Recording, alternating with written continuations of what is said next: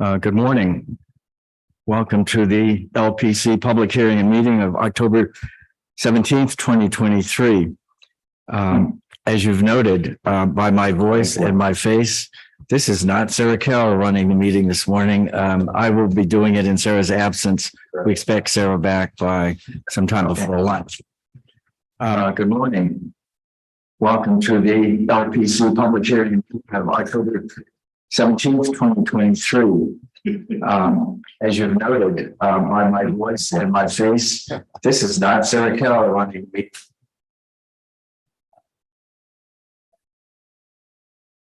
All right.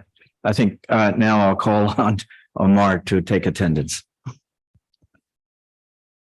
Chair Carroll, Vice Chair Bland, Here. Commissioner Chapin, Here. Commissioner Chen, Here. Commissioner Chu, Commissioner Ginsburg, Here. Commissioner Goldblum, here, Commissioner Jefferson, Commissioner Lutfi, Commissioner Master, Here. Commissioner Holford Smith. We don't have 6 people. Well, Wellington was here. Oh, yeah. Okay. I'll note now that this meeting is being held in person in our hearing room here at the David Dinkins Municipal Building, 1 Center Street. It's also being held via Zoom for anyone who wants to participate remotely. The meeting is also being live streamed on our YouTube channel. Anyone who just wants to watch the proceedings can do so that way. At this point, I'll turn it over to Corey, who will take us through some of the preservation items.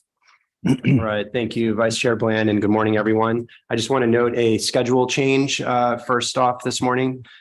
We will be moving directly to the Preservation Department agendas and saving the Research Department item for a little later this morning or perhaps early afternoon, but we will get back to that later today. So for the Preservation Department's agenda, we'll start with public hearing item number 1. This is LPC 24-02141, an application for a certificate of appropriateness in the Borough of Brooklyn, Block 1979, Lot 34, 206 St. James Place in the Clinton Hill Historic District. This is a Romanesque revival style row house designed by Benjamin Wright and built in 1890. And the application is to construct a rear yard addition and alter the rear facade. Hey, commissioners, the applicants have entered the hearing remotely.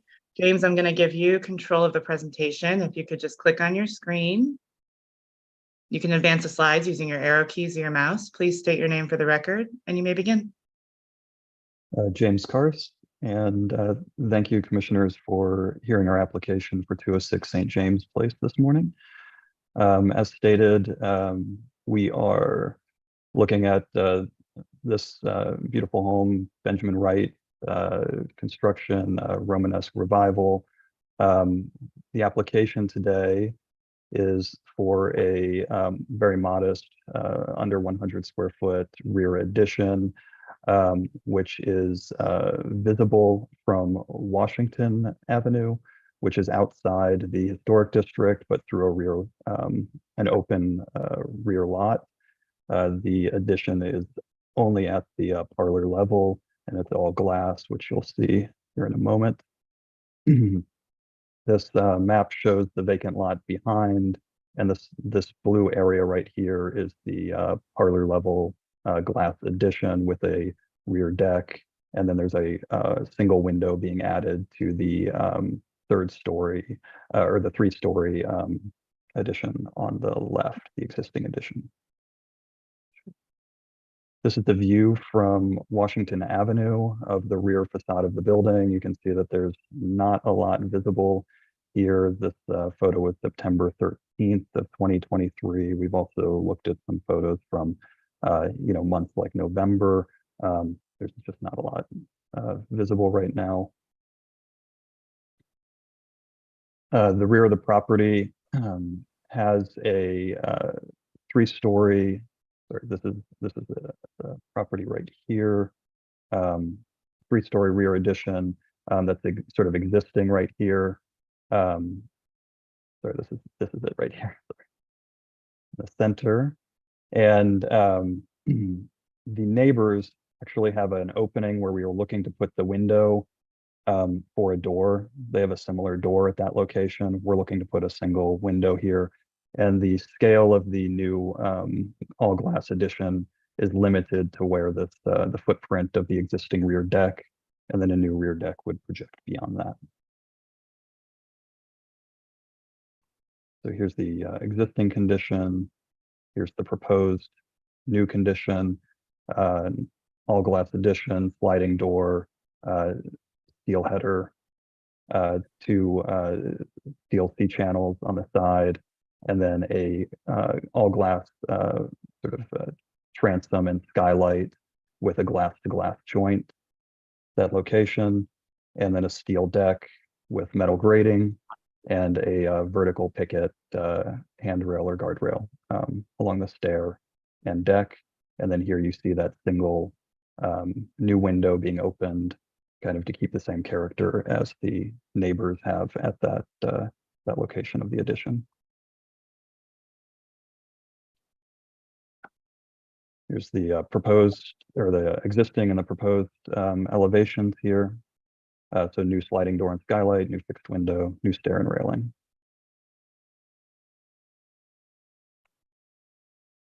The roughly 100 square foot rear extension right here.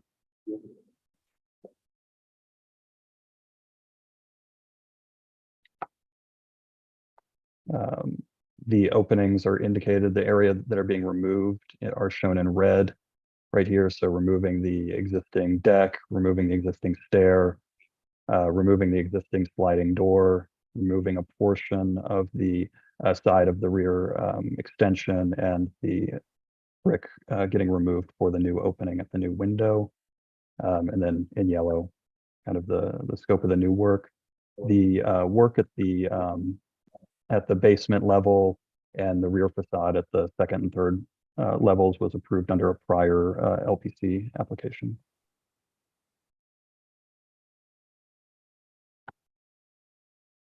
So here again, red and yellow is the main scope.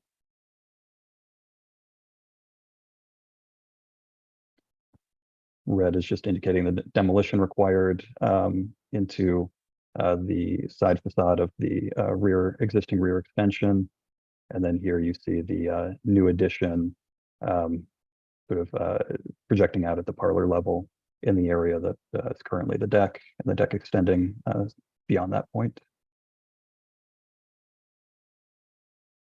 Just again, highlighting the relationship of the new opening to the existing openings on the neighbors.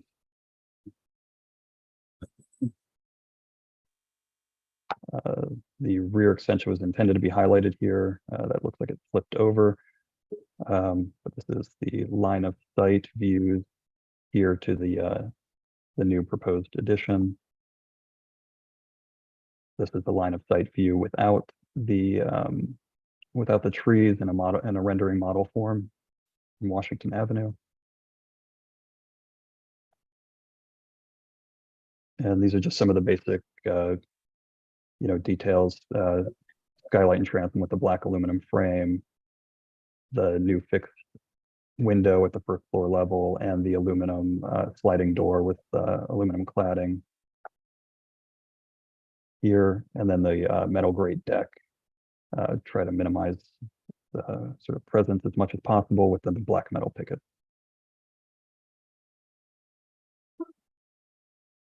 Further window details and skylight details.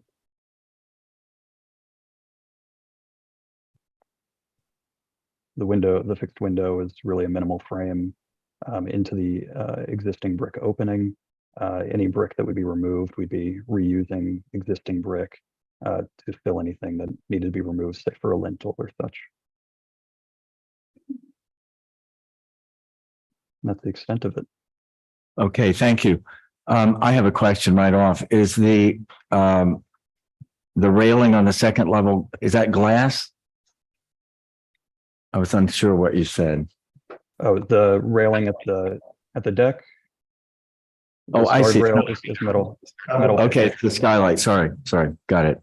Yeah, this is the skylight. Yeah. Okay, thanks. Any commissioners, any other questions? No, pretty straightforward, I think. Just a Yes.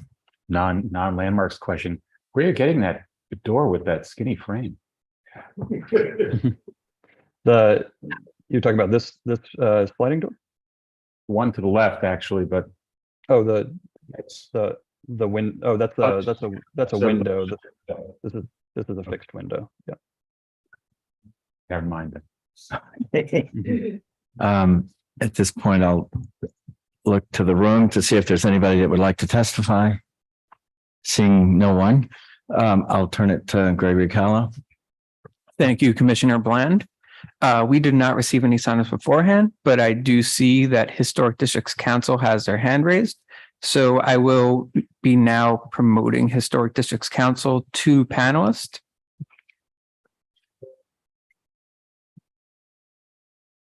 So Historic Districts Council, if you could please state your name and unmute your line, you will have 3 minutes to speak. Thank you. Good morning, Commissioners. My name is Lucy Levine. I'm speaking on behalf of the Historic Districts Council. HDC finds this application appropriate. This applicant's sensitive approach is a particularly good example of how an architect can work with the existing form of a building to offer clients additional space while maintaining the mass and reading of the building's original forms. Thank you. Thank you. Thank you so much for your testimony.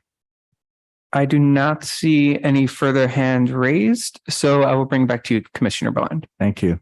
I'll turn back to the applicant if he would like to comment. A pretty favorable testimony, but you're welcome to add anything you'd like before we close the hearing. No, I think we're great. Thank you. Okay, thank you. At this point, I'd like to ask Commissioner Goldblum to make a motion to close the hearing. So moved. And Commissioner Chapin, 2 second. Second. All right, the hearing is now closed. Can I ask for a vote? All in favor? All in favor to close the hearing. Okay, that's right. Aye. Yeah, that. Any against that motion? No. All right, the hearing is now closed. It's been a long time. So now we can comment. My personal feelings are this is pretty much in line with the testimony we just heard. It's a very elegant and simple and modest solution. But why don't we go around the table and ask now Commissioner Goldblum? Agreed. Okay. Commissioner Chapin? I totally agree. Commissioner Master? Nothing to add. I agree. Okay. Commissioner Lutfi? Appropriate. Same here. Jen and Commissioner Ginsburg. Appropriate. I think it's pretty straightforward. I ask you to count the vote now. Is that?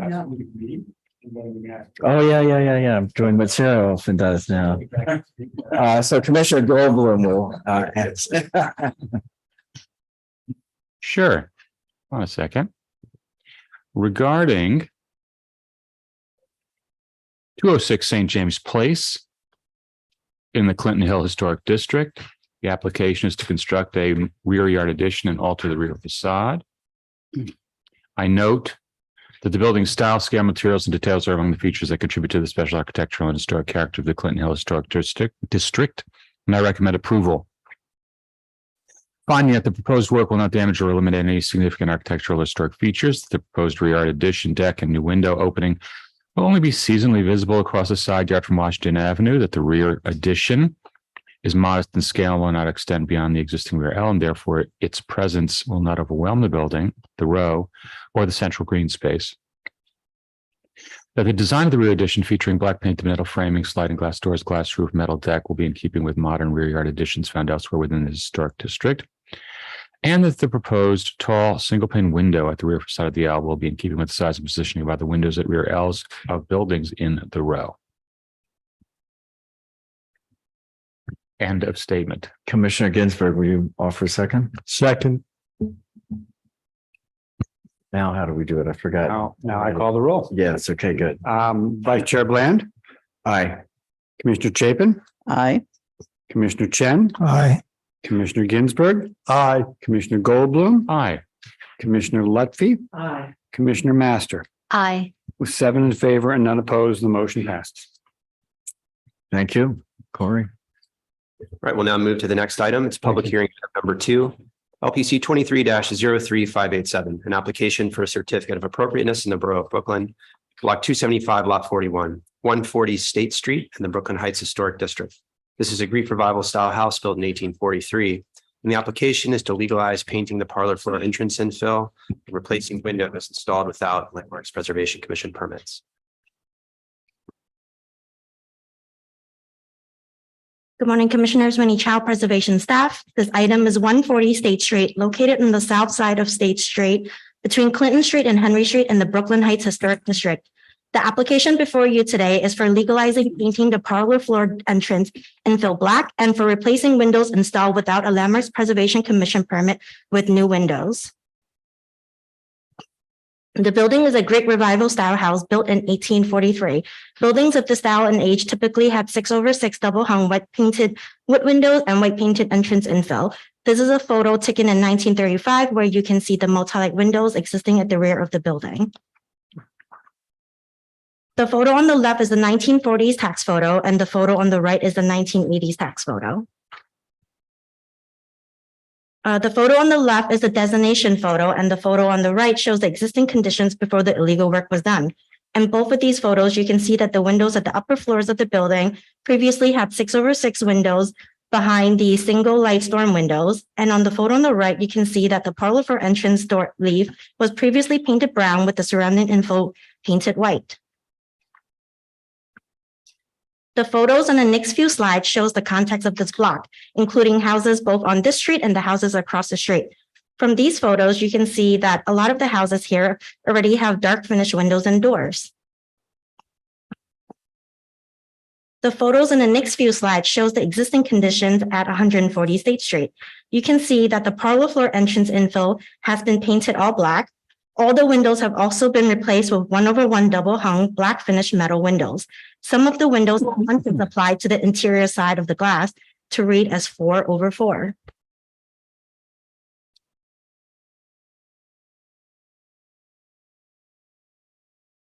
At the community board meeting, the applicant had previously proposed to legalize the black paint and the windows as they are. The community board had approved the black paint, but asked that the configuration and details be changed throughout the windows to match the historic 6/6 configuration with true muntins.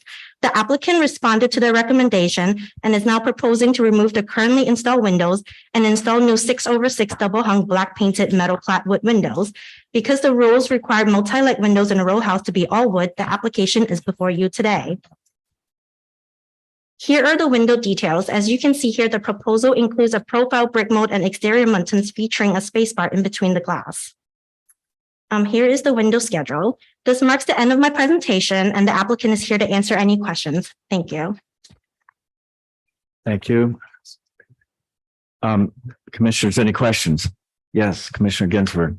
Why are you doing aluminum instead of wood? Or I presume it's aluminum. You said metal. Hi, good morning. My name is Francisco Correa. I'm in representation of the homeowner. Originally, as you stated, the windows were wood. Before the current owner had acquired the property, there were aluminum windows.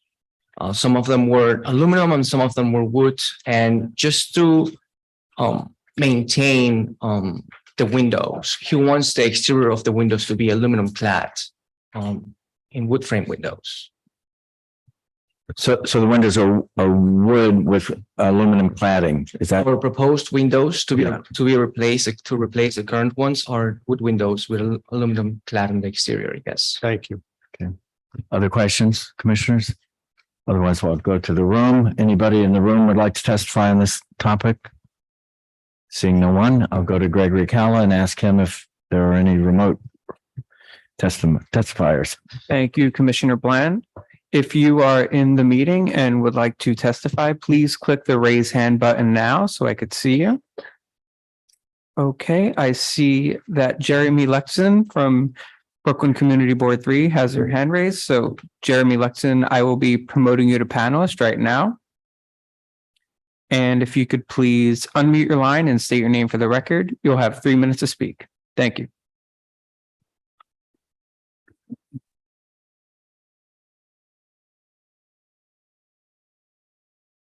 Good morning. This is Jeremy Lexon. I'm from the Brooklyn Heights Association.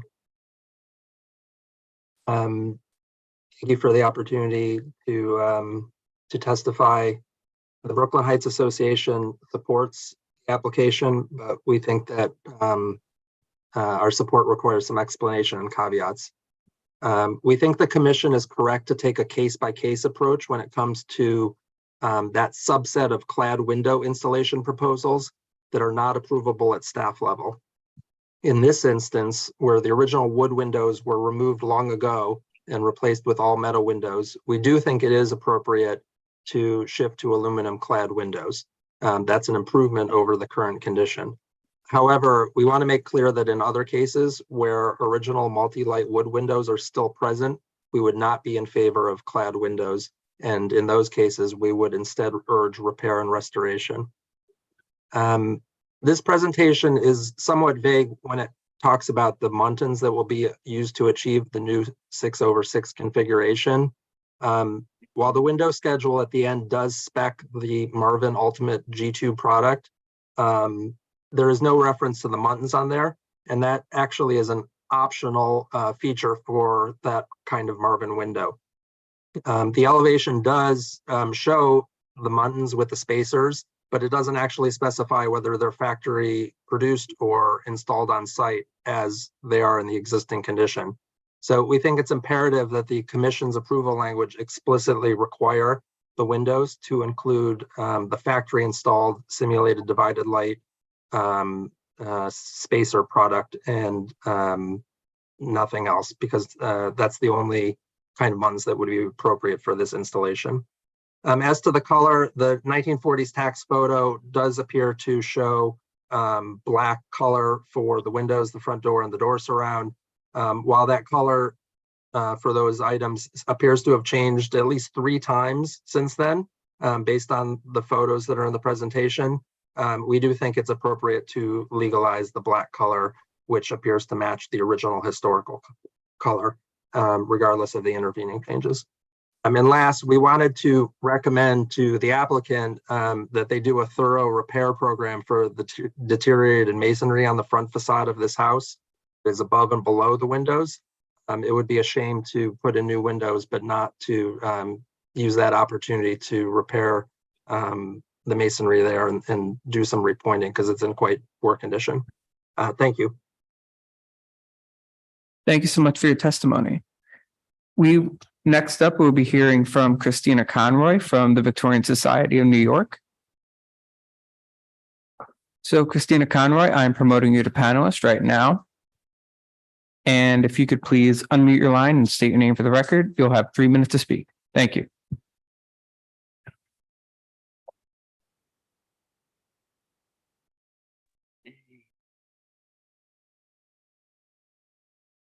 Good morning, Commissioners. I'm Christina Conroy for the Victorian Society, New York. Now, founded in New York City in 1966, the Victorian Society in America is dedicated to fostering the appreciation and preservation of our 19th and early 20th century heritage.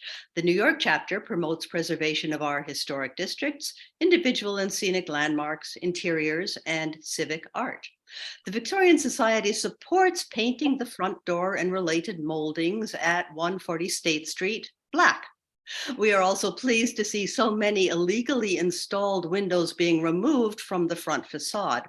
However, we urge that the window rules be followed and the materials of the new multi-light windows be wood, matching the historic windows instead of aluminum-clad wood. We also question if the proposed brick mold with an eased edge as shown on board 13 is overly simple.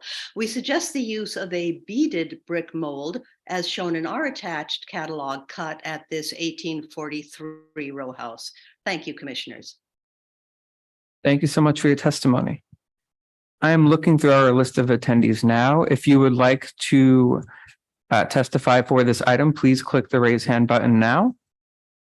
Okay, I do not see any further hands raised, so I will note for the record that Brooklyn Community Board 2 recommends approval on this item, and I'll bring it back to you, Commissioner Bland. Thank you, and I'll turn to the applicant. If you would like to respond to any of the testimony, now's the time.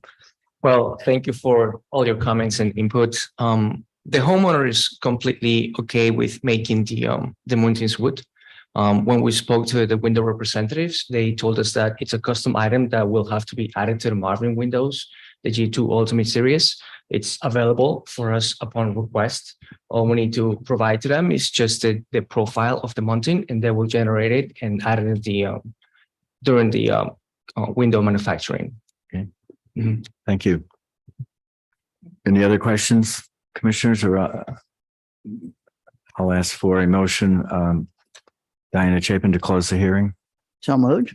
and Commissioner Master, second. Okay. All in favor of closing the hearing? Aye. Any opposed? The hearing is closed. I'll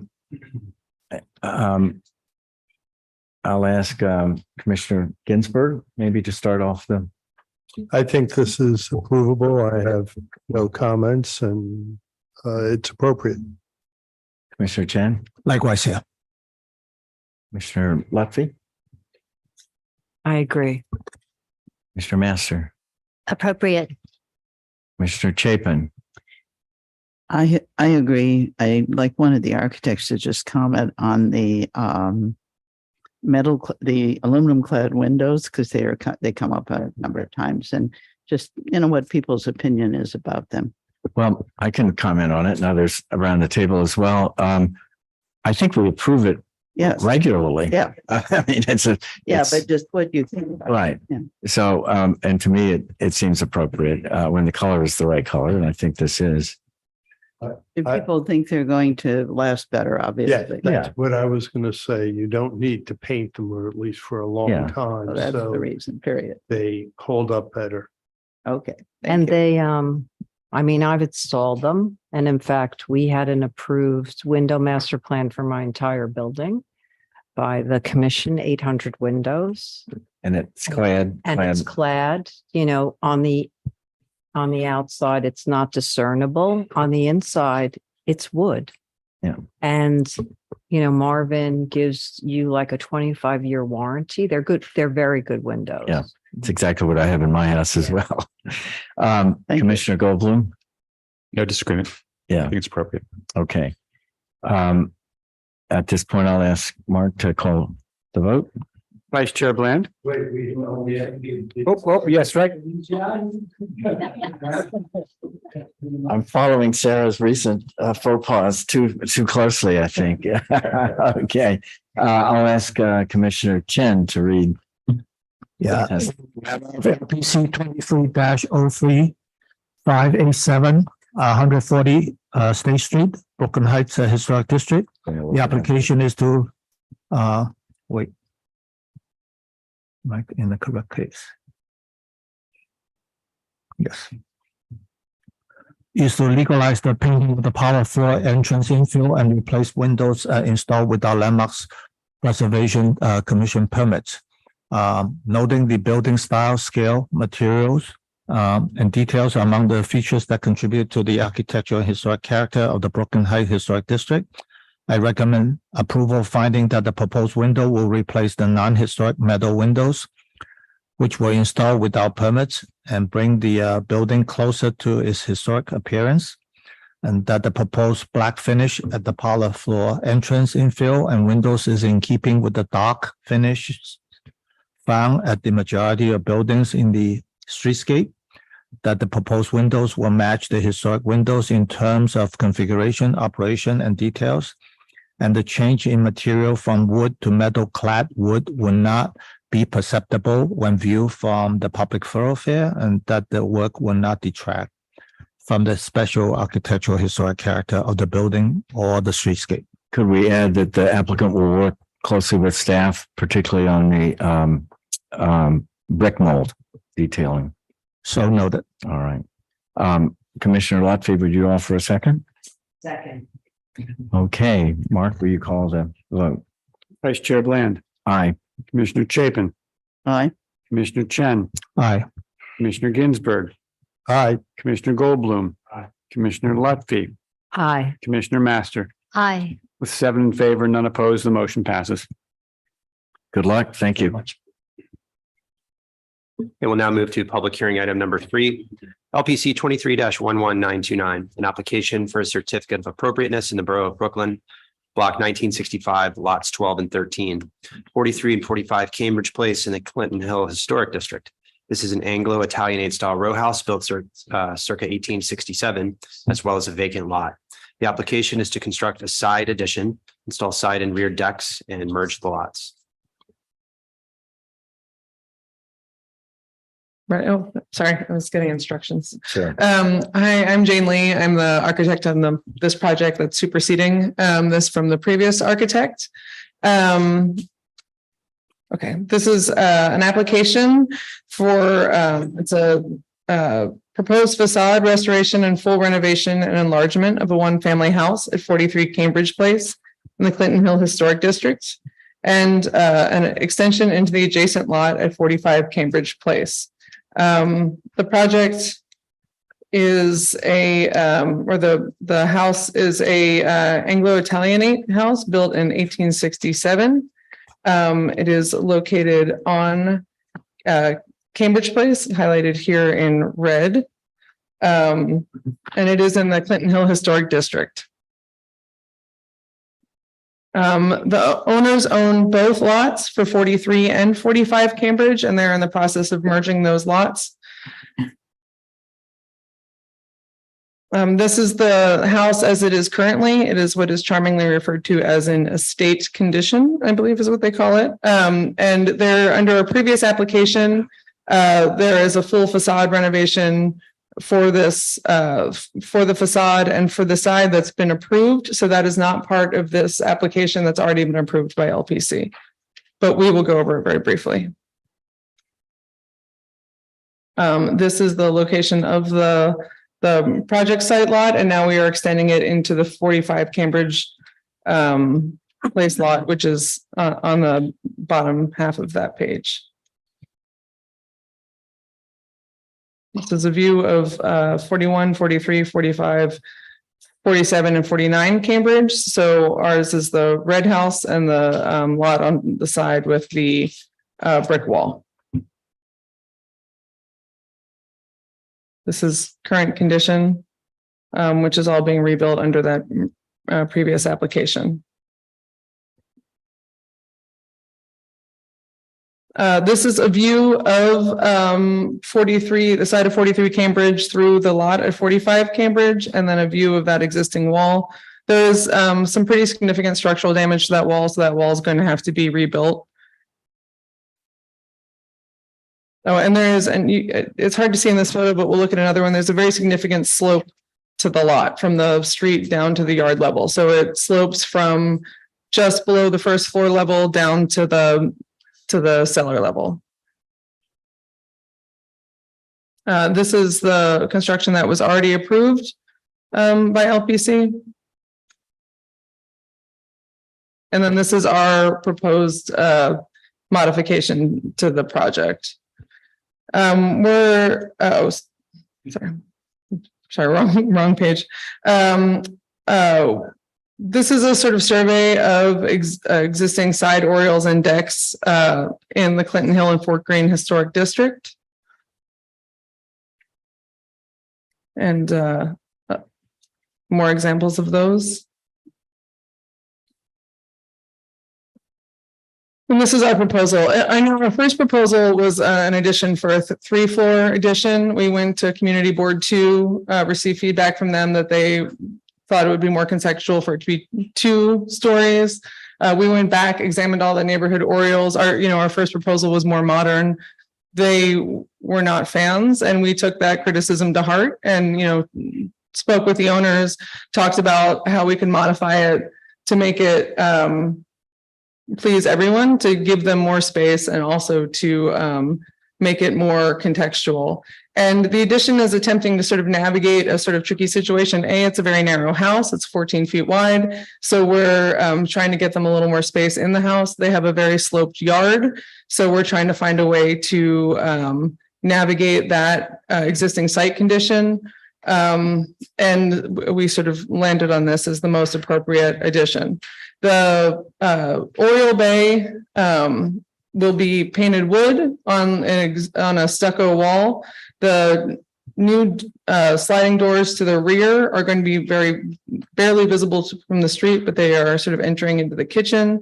Then the deck is at that first floor level and it navigates down to the garden level. And this is a view of that: painted stucco wall, wood siding, metal deck, and then sort of stone terracing down to the lower level. Is the side lot also 14 feet wide? Yeah. Mhm. Yes.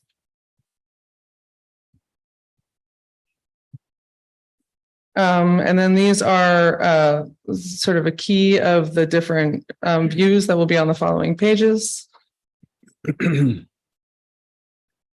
So this is a view from the 41 Cambridge side of the street, from across the street and directly across from the street.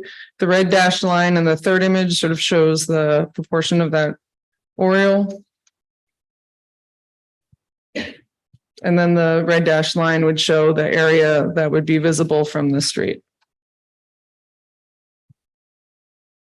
Same situation.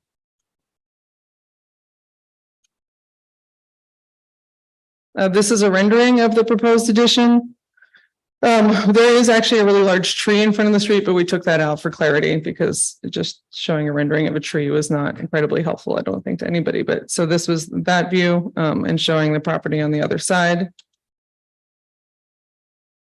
And these are two views across the street. So we're trying to keep the materiality kind of quiet. We're making it wood, but we're painting it the same color as the sidewall so it doesn't pop out from that side view. But we wanted to give it some ornamentation, so took it away from a stucco cladding. This is in the top image. You can sort of see the grade of the lot line on the side. There's like a very significant slope. And then this is sort of zoning massing. These are proposed plans. And elevations from the front, side, and rear of the project. Thank you. Can you tell us anything about that brick facade, the two-story brick? I can't figure out when that was added. There was another building there apparently years ago, burnt down. That brick was added. That's all I know about it. Yeah. Question from Commissioner. Landscaping on that yard, it looks like you're putting paving except for adjacent to the stairs where there's sloped grass. Is that correct? I mean, to be honest, that's still a little bit in progress. Like, we know that we're going to terrace down to the rear yard. There's going to be planting areas and there's going to be some paved areas. I'm glad to hear that. Yeah. Thank you. It's right now a stand-in for what is in process. Yeah. Okay. Any other questions from commissioners? If not, I'll turn to the room. Anybody in the room would like to testify on this topic? No. Seeing none, I'll now turn to Gregory Cowell. Thank you, Commissioner Bland. If you are in the meeting and would like to speak, please click the raise hand button now. Okay, I see a few hands raised. So first we'll be hearing from Christina Conroy from the VSNY. So Christina Conroy, I'm promoting you to panelist right now. And if you could please unmute your line and state your name for the record, you'll have 3 minutes to speak. Thank you.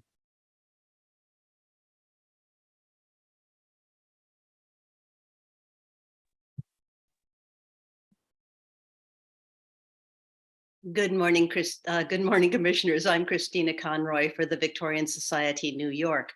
Now, the Victorian Society supports the concept of adding openings to what was a demising wall at 43 Cambridge Place. However, we feel that the design isn't fully developed. As presented, it remains a concept and a kit of parts which don't relate to each other or to the building. Since the applicants are basing the introduction of the new bay on historical oriel windows found in this neighborhood, we feel it's inconsistent that the new glass doors leading to the deck have no historic references at all. They are just a big void punched through the wall. We urge the applicants to study the tax photo on board 6. The original main entrance consisted of a pair of wood and glass doors with side top and bottom rails. So matching the width of the new door openings to the width of the historic door openings and providing it with a pair of wood and glass doors would help unify this proposal. We also find several elements of the proposed bay window need refinement. The historic windows on the front facade are remarkable for their narrow proportions. The proposed window openings are similar in height, but look almost twice as wide. Any relationship the applicant is trying to create using the 2/2 windows in the new bay is destroyed by the difference in proportions. These windows should be narrower. The applicant may consider using more than 2 windows on each floor. In addition, since the historic windows at both the front and rear facades have arched heads, we urge the windows in the new bay be designed with arched heads. Finally, the historic windows of this type are more typically oriels that do not go to the ground, as shown in 4 of the 5 pictures the applicant proposed. We suggest that the new window would be more successfully a cantilevered oriel. Thank you, commissioners. Thank you so much for your testimony. And next up, we will be hearing from Lucy Levine from the Historic Districts Council. So Lucy Levine, I'm promoting you to panelist right now. And if you could please unmute your line and state your name for the record, you'll have 3 minutes to speak. Thank you. Hi, commissioners. My name is Lucy Levine. I'm speaking on behalf of the Historic Districts Council. HDC finds the bulk of this side yard addition appropriate, but we find the detailing of the bay window to be unrelated to either the Anglo-Italianate detailing of the front porch or to the more modern approach to the rear facade. We ask the applicant to work with LPC staff to develop the detailing of the bay window to relate more directly to either the front of the house or to the back. Thank you. Thank you so much for your testimony. Okay, I do not see any further hands raised. Oh, yes, Rosaria Sinisi, I know that you did sign up. If you could please click the raise hand button one more time so I know that you're still with us. Okay. So Rosaria Sinisi, I'm promoting you to panelist right now. And if you could please unmute your line and state your name for the record, you'll have 3 minutes to speak. Thank you.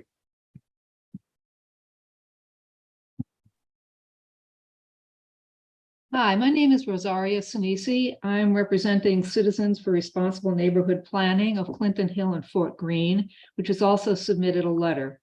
We're in favor of this presentation, having reviewed an earlier version presented to the Land Use Committee of Community Board 2, in which the side addition or oriel window was a full story higher and lacked detail. The applicant considered the comments provided at that meeting and has modified its presentation to reflect the design of some of the oriel windows in Clinton Hill and Fort Greene Landmarks District. Its mass and detailing are now more contextual with the building's surroundings. The large windows at parlor level on the side wall north of the proposed oriel would not be visible from the sidewalks of Cambridge Place. We felt that it was important for the side vertical addition or oriel to be contextual with the front facade along Cambridge, since both will be visible at the same time from the same oblique angles along Cambridge Place. The more modern design of the rear wall will not be visible from the street, and a modern design for the side wall would be incongruous, particularly in view of the small scale of this house, which is only 14 feet wide, as is its adjacent lot at 45 Cambridge. We therefore recommend the approval of this proposed addition. Thank you. Thank you so much for your testimony. Okay, I'm looking through the attendees list now. I do not see any further hands raised. So I will note for the record that Brooklyn Community Board 2 recommends approval on the condition that the bulk of the side addition plus its material be reconsidered. And we also received letters recommending approval from both the Society for Clinton Hill and the Fort Greene Association. And I will bring it back to you, Commissioner Bland. Thank you. I'll turn it to the applicant if you'd like to respond to any of the testimony. I mean, we are happy to work further through details of the windows on the side. We have revised this based on the last proposal, and we're sort of happy to keep that process going. I think what we're seeking today is approval on the overall bulk and concept of it, and then we would be sort of happy to keep refining with LPC. Thank you. Commissioners, any further questions before we close the hearing? If not, may I ask Commissioner Master to make a motion to close the hearing, So moved. and Commissioner Chapin to second it? Second. All in favor? Aye. Aye. Any opposed? The hearing is now closed. We'll turn to commissioners for their comments. Do you want to start with Commissioner Lutfi? Sure. This is this is actually a interesting study in evolution, this project. And I think that where it is a very good place.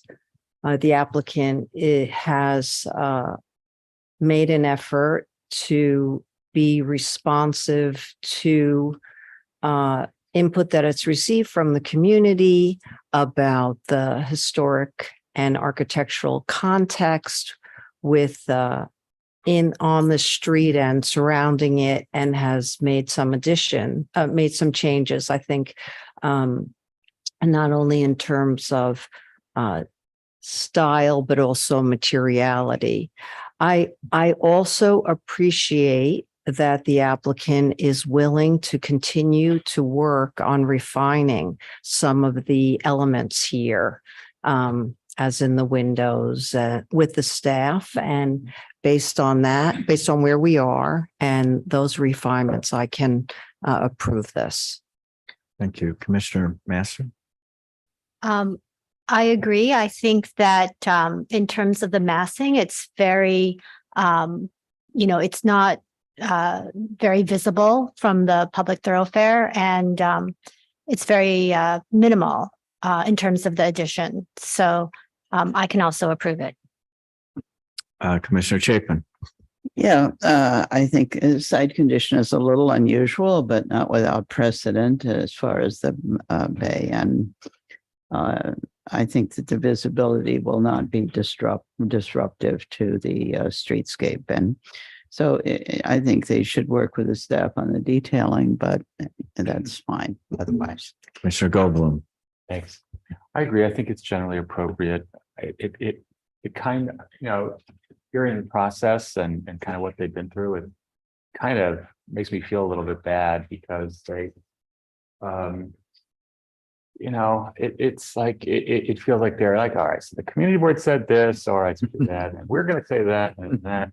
It kind of sucks, but I think that, if they do work with staff and come up with something that they and the applicant feel good about it, I think the general form and the volume and massing is fine. I think the sliding door does look a bit peculiar, but I think it's okay.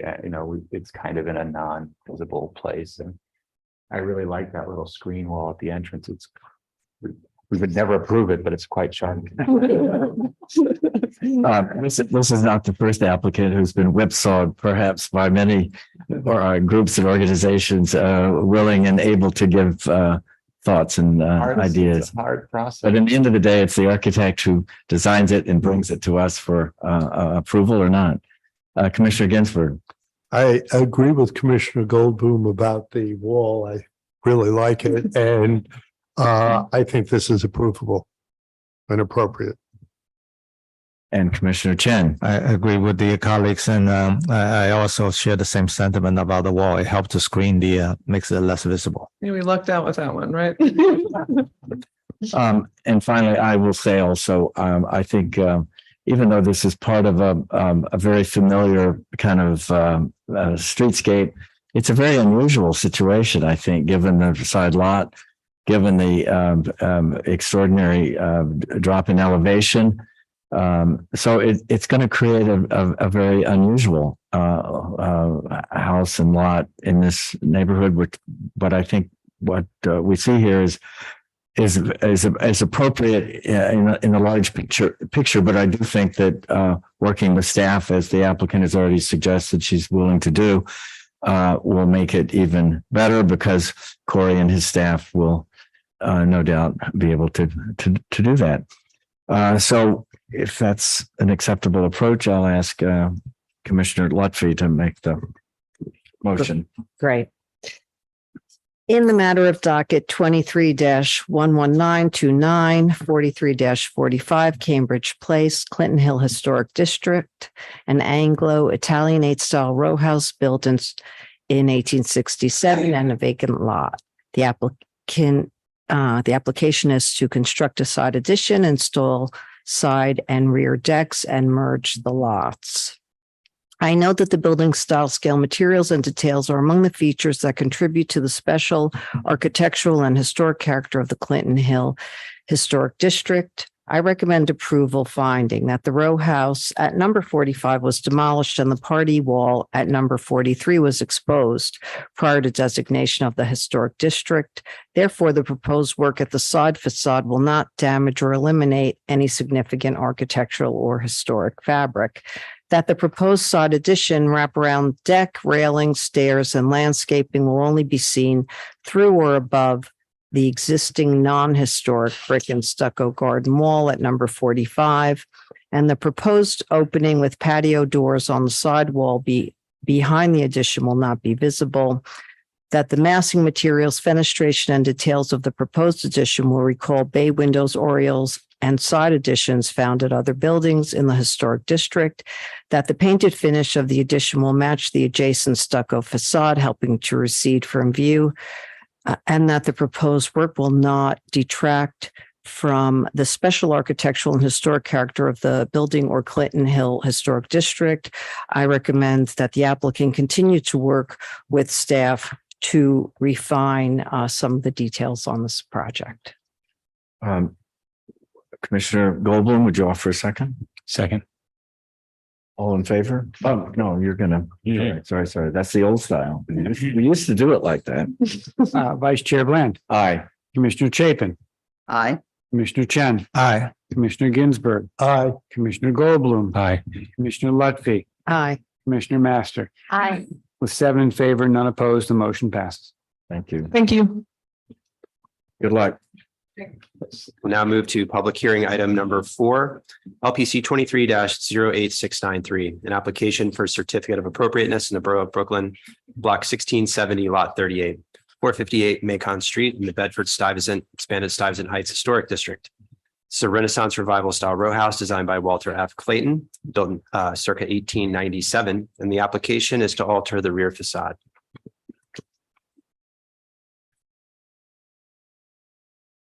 Okay, sorry. Hi, it's Jim Hill from Urban Pioneering Architecture, here to present 458 Macon Street. Before I started, the owners Cassandra and Julian Dash wanted to take a moment just to address the commission and say hi. Yes, good morning, everyone, and thank you for the opportunity to speak, commissioners. My name is Cassandra Manning, and I'm here with my husband, Julian Dash. We are, as Jim said, the homeowners of 458 Macon Street, a home that has been in my family for more than 40 years. It was actually my childhood home, and we're excited for the opportunity to make it our own home and build memories. We don't currently live in the community, but we're happy to come back to a community that as I said, I've been part of my family for a long time. And Julian's actually on the board of the Bed-Stuy Y currently, as was my father before him, Dr. Reginald Manning. So we're very excited about this project, excited to bring memories back to the home and bring it back to a place where we would love to live and be a part of the community. Thank you, Commissioner. Thank you for making the story a real one for us to understand. Thanks. Let's get this started. You said it takes a couple of minutes to get this going. We move in here. Sorry. Jim, if you could just click on the screen with your mouse, then you can advance the slides using the arrow keys. Okay, there we go. So there we go. There we go. Thank you. So on the left, we have the front, existing front facade. On the right, the landmark district map. There will be no real visible changes to the front. We'll be replacing the windows in kind. And front and rear. So the bulk of the work consists, or the bulk of work before you, I should say, consists of the work in the rear. We'll be removing the small extension, combining the openings on the lower 2 floors. Like so. So existing and proposed on the right, providing stairs down to the cellar and some windows and a light well on top to make the cellar usable space as a rec room. You can see here we are on the section on the left, a kind of a site section cut through the entire block. What's interesting to note here in this condition, we have site lines through the side yards of the Aquaba mansion, which is a bed and breakfast there. You can see the ground between our back and the street, McDonough Street, is built up significantly and has a kind of slope in the middle. We have some pictures of kind of the most visible that really we could get. You can see the area of work in the red on the right and towards the left, both very obscured either by the fence or trees or the rear fence along the back property, and very minimally visible with that grade change. So on the left, existing on the right, the proposed, you can see the railing around the steps going down, metal grate in front of the doors on the right, the two-story glazed opening. You'll see in the plans, the floor is cut back on what is actually the first floor, the second story there. The basement or garden level, those will be operable doors coming out. Second, we go through here. So a section going through, you can see the stairs down.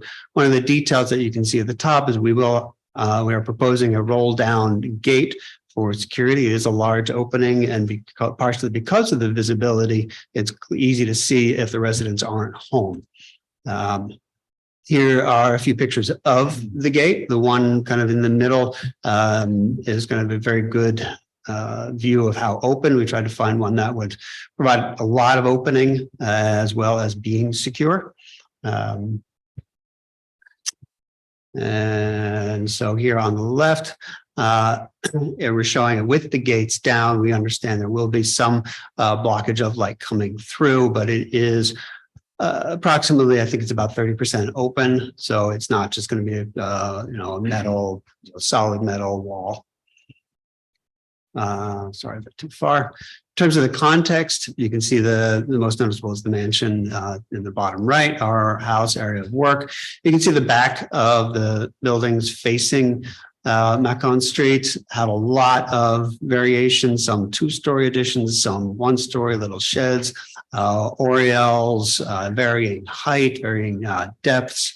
And then on the right facing, I'm blanking on the, what's the name of it right now? I'm blanking. Anyway, the other side streets, there is a lot of other additions, a lot of inconsistency there as well, a lot of variety. Those are the views of the ones facing Stuyvesant. Thank you. So you can see in the plans, all on the right, the proposed first floor, that area in the back is where we're opening up the floor to allow all of that light and air in. And maybe this is it for us. Sorry, the existing and rear. Is that a double height space or? Yes. Yeah, that's right. Yeah, I can go back to the section if you'd like. Okay, commissioners, questions? No further questions? We'll turn to the room. The room is empty, so there's nobody in the room, but Gregory Cowan may have people awaiting remotely to give testimony. Thank you, Commissioner Bland. We've received a few signups for this item. So if you are in the Zoom and you would like to provide testimony, please click the raise hand button now so I could call on you. Okay. So first we'll be hearing from Evelyn Collier from Brooklyn Community Board 3. So Evelyn Collier, I am promoting you to panelist right now. And if you could please unmute your line and state your name for the record, you'll have 3 minutes to speak. Thank you.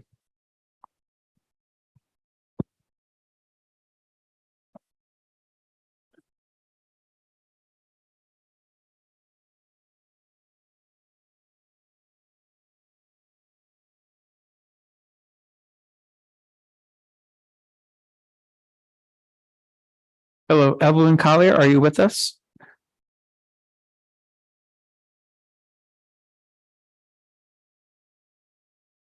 Evelyn Collier, are you with us? Okay, she appears to be having some technical difficulties, so I will now be hearing from Christina Conroy from the VSNY. So Christina Conroy, I'm promoting you to panelist right now. And if you could please unmute your line and state your name for the record, you'll have 3 minutes to speak. Thank you.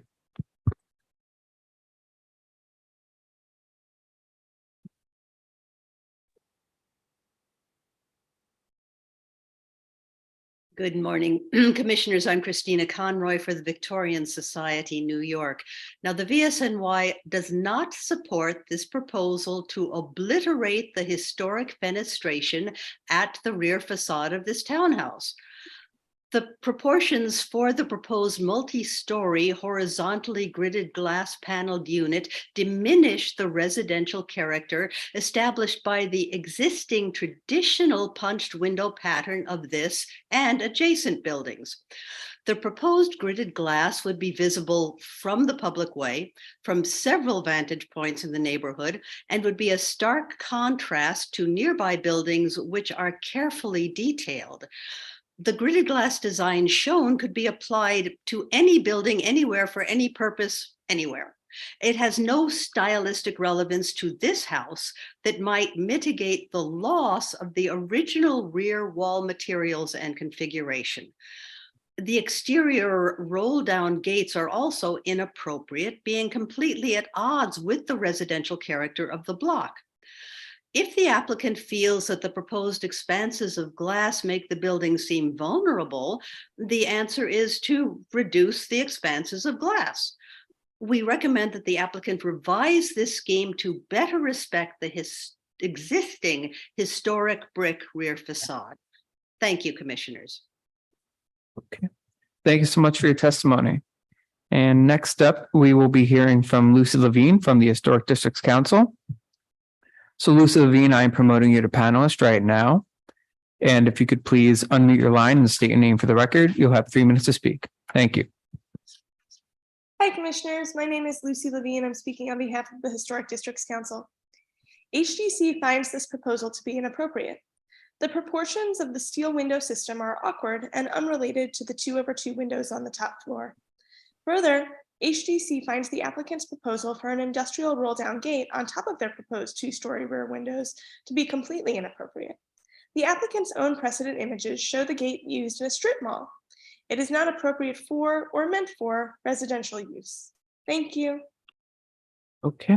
Thank you so much for your testimony. Okay, I will try one more time to hear from Evelyn Collier. So Evelyn Collier, if you are still with us and if you've fixed the technical difficulties, okay, we will try one more time. So I'm promoting you to panelist right now. And if you could please unmute your line and state your name for the record, you will have 3 minutes to speak.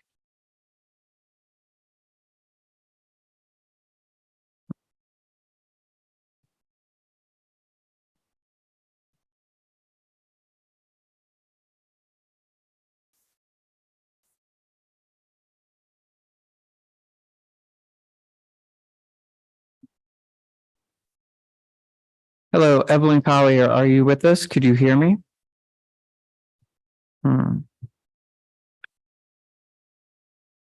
Okay, so it appears as though she's still having difficulties and we cannot hear her. Oh, she unmuted too. Yes, so I will note for the record that Brooklyn Community Board 3 did recommend denial. And with that, I'll bring it back to you, Commissioner Bland. Thank you. At this point, would the applicant like to respond to the testimony? Sure. I think it's worth looking at second here, those photos. Trying to get to those photos of the there we go. Sorry. Which one? Thank you. I got it. Yeah. So what's worth noting in these, and the reason we included them, was that even when those gates are down, as you can see, kind of the right in the middle of the page and in the middle right, they are quite translucent. There isn't a significant amount of light that comes through. Even in I think in the bottom left where the lights inside are all off, doesn't come through as well on the screen, on the projector, but on the actual presentation, you can actually see through, and there is some light that makes it into that space from the outside and reflects back. So I would say that they're not quite as opaque as the critique might imply. Other than that, I think that's kind of the one main point really we'd like to get across in that. Okay. Any further questions by commissioners? Yes. Did you look at installing the gate inboard of the windows? We did, and it's admittedly, say a fallback position. The point of having it outside is to help against damage against the glass. We prefer to keep it out there just to give a little more protection on the glass. Anybody could break the glass from the outside, even if the gates were down. Okay. If there are no, yes, Commissioner Master. Are there other houses in the historic district that have this security gate that we know of?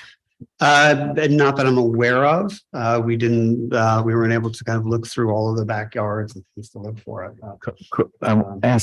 I would ask Corey too to maybe give us some context there.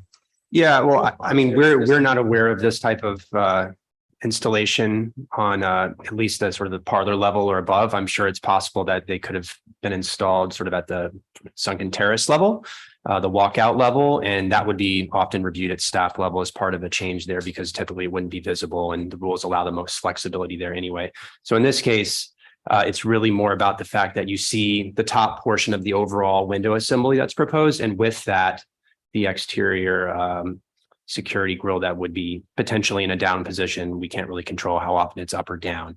So it's the visibility that's key here, not as much the fact that it is what it is. Okay.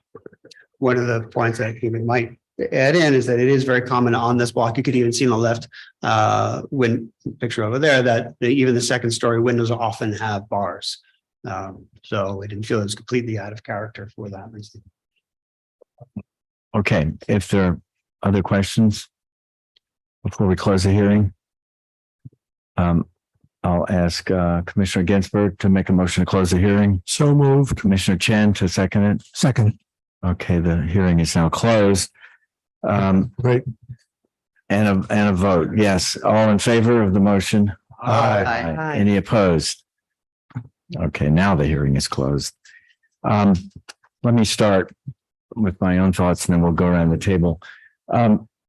We often have approved, as we all know, frequently, a double glassy new infill to the bottom 2 floors of brownstones.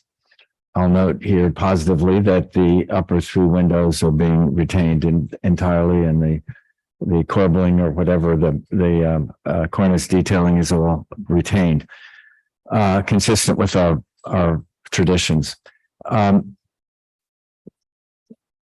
It's a little hard. I think the rendering is not terribly accurate, I think, or at least very well detailed. So it's a little hard to know exactly what's happening here. But I think the issue is, for me at least, is not so much the glass, although I'm a little concerned by the lack of detail in the glass and steel curtain wall here. It's the roll down screen, which to me is I've never seen it before, and we've approved many of these large glass walls. So I'd be interested to hear what other commissioners think on this subject. It could be that this is a precedent. I'm not sure, and not sure that that's necessarily a bad thing, but I think we have to be careful about what we're thinking about. So I'll start with Commissioner Chen. Yeah, that was what's on my mind as well. I was going to ask the staff whether we ever seen this at all, and I don't recall. And given the seniority that the Vice Chair Brand has been sitting on the commission all these years, I don't ever recall seeing a a roll down gate and such. I do understand the context in terms of security, but I think there must be another way. Commissioner Ginsburg. I agree about the roll down gate, and I understand the security issues, and I make the following suggestions. There are alarm systems that can be connected to the glass so that if someone broke the glass, it would go off. You could potentially put a gate on the inside. We'd have to see that, but I also, the issues of the semi-transparency are only at night and only if lights are on the inside, and we have no guarantee that that would be the case. If that was not enough, looking at some sort of security grills like on the that are on this building now and on the adjacent buildings, I think would be a way to better deal with the security issue. But besides the basic configuration, I think is approvable with the details being worked out with the staff. Okay, thank you. Commissioner Goldblum. I agree with that. I think it's generally a lovely and totally standard and appropriate presentation with the exception of the roll down gates. Look, nobody forced anybody to have a big double height window here, you know. Bars are great on little windows and that's what you got. So, you know, I think if you're willing to spend the money on a very beautiful double height window, you should be okay with maybe having to replace it if it's in a neighborhood where the glass is in such peril that you're worried about. You want to put a roll down gate in front of it. It's a commercial detail. I don't believe I've ever seen it on a rear yard unless it was an abandoned building that was being secured by somebody during its abandonment. And I also worry a little bit about the roll down box, which it's shown here as being relatively shallow, and maybe they found a really shallow one, and that's great. But in my experience, they're usually 14 inches deep or so, and they're pretty. It forces a significant architectural change to the way the facade is read.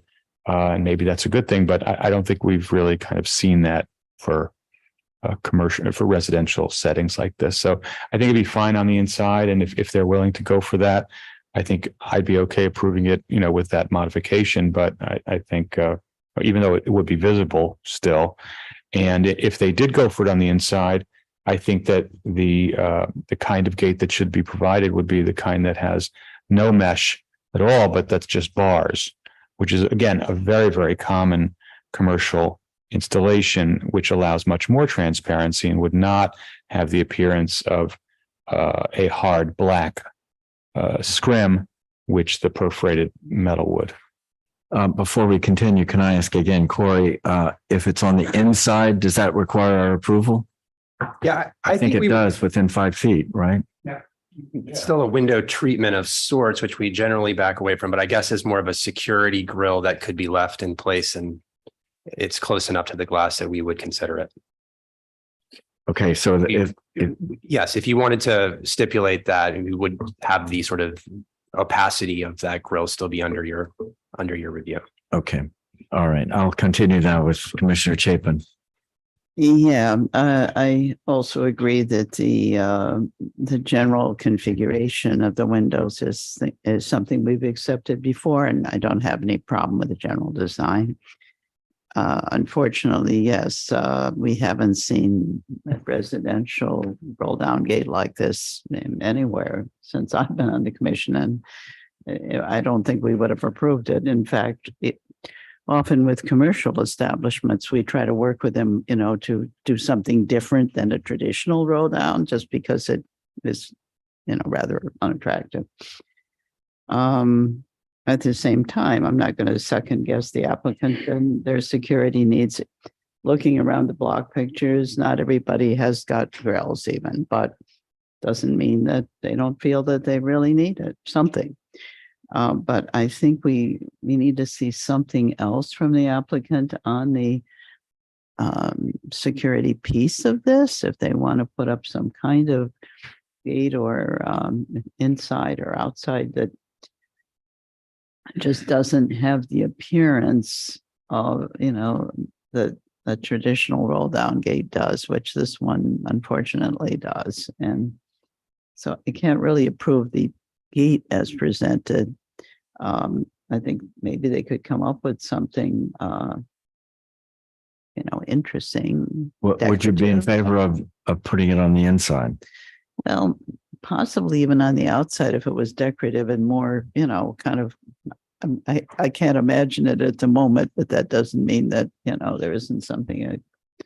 But then you'd have something probably that would be in place and not movable. So that, if you did a decorative kind of screen, I was actually wondering if they could use a window that's just a much, like an effective bulletproof window, a solid window.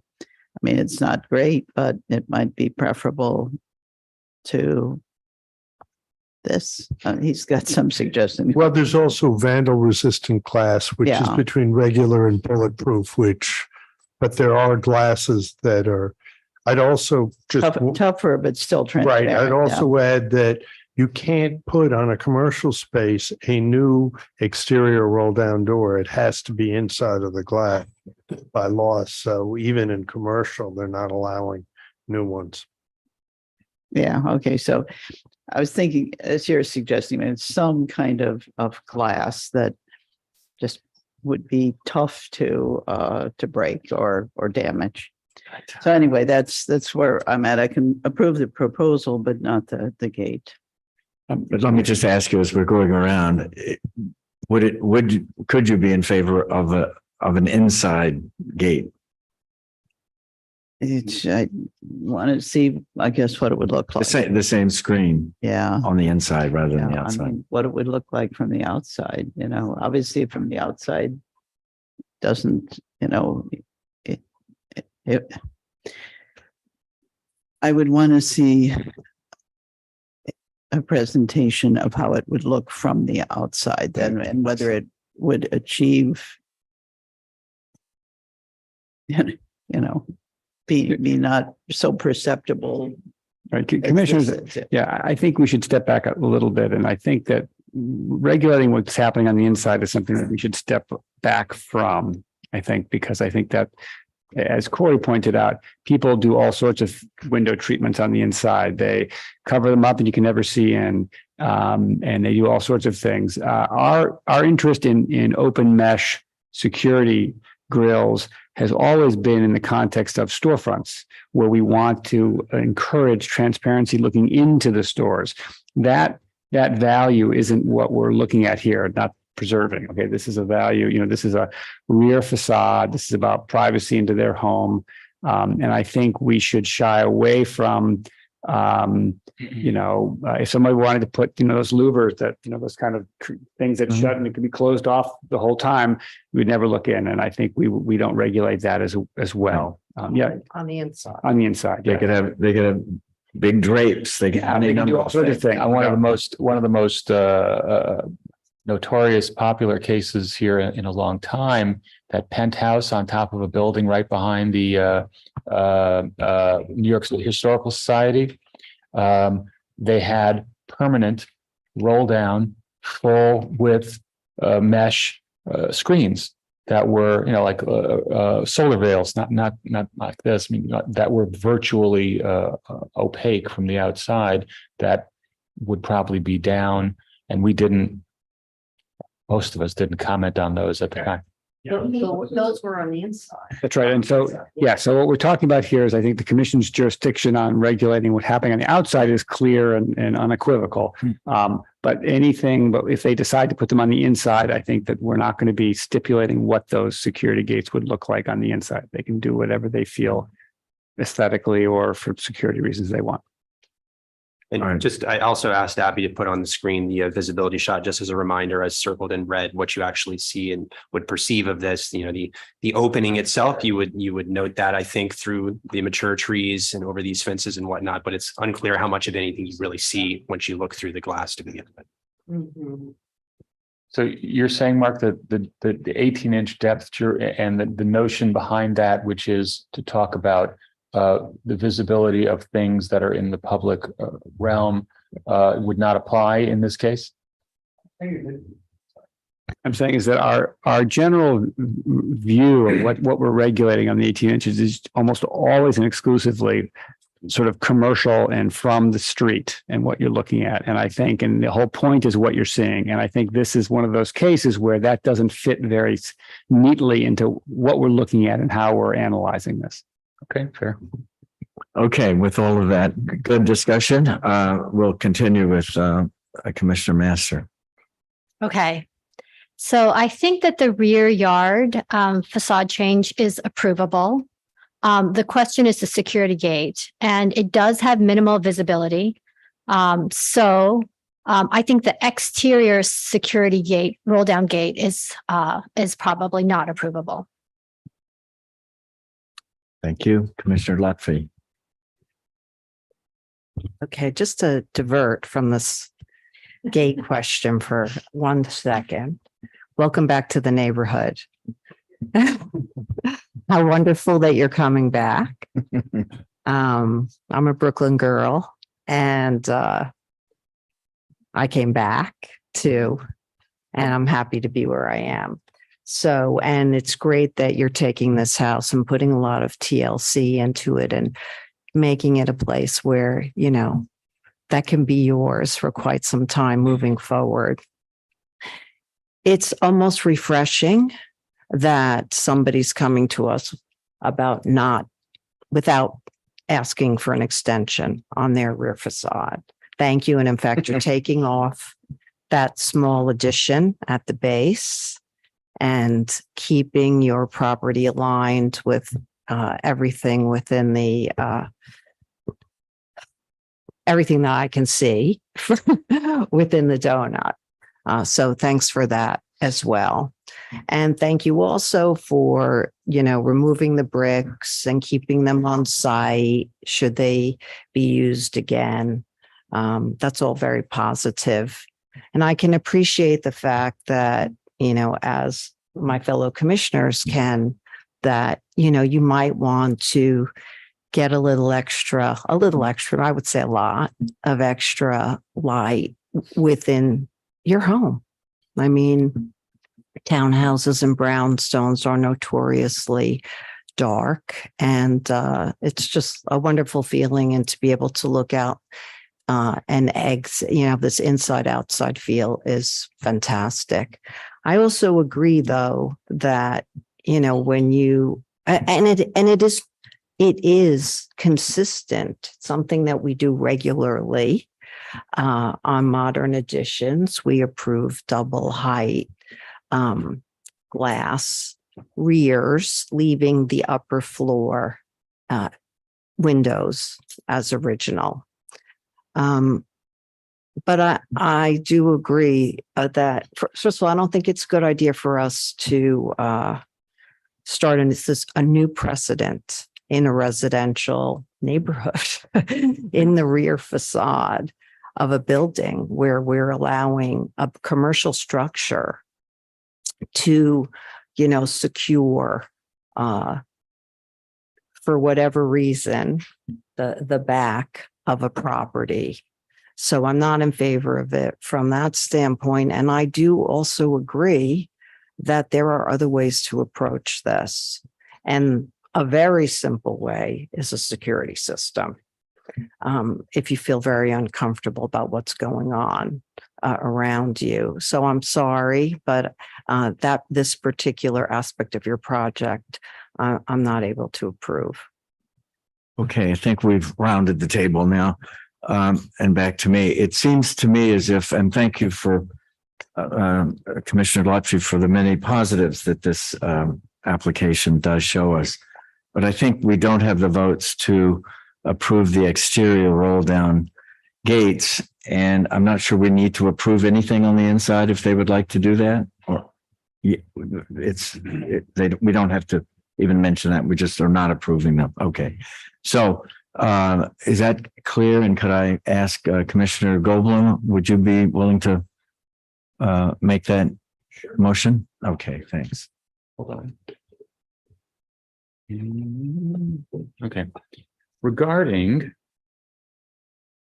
458 Macon Street, the Bedford-Stuyvesant Expanded Stuyvesant Heights Historic District. The application is to alter the rear facade. I note that the building's style, scale, materials, and details are among the features that contribute to the special architectural and historic character of the Bedford-Stuyvesant Expanded Stuyvesant Historic District.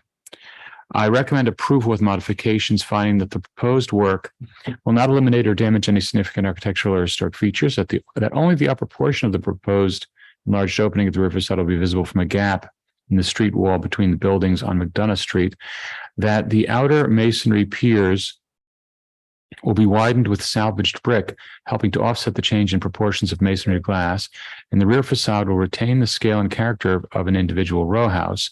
The solid brick lintel above the modified opening will harmonize with other window openings on the facade, that the multi-light configuration and black finish of the large metal window assembly will harmonize with the overall fenestration of the rear facade, and that the work will not detract from the special architectural and historic character of the building or historic district. However, the applicant will work with the staff to remove the exterior roll down security gate and consider other locations that would not be on the exterior for any such.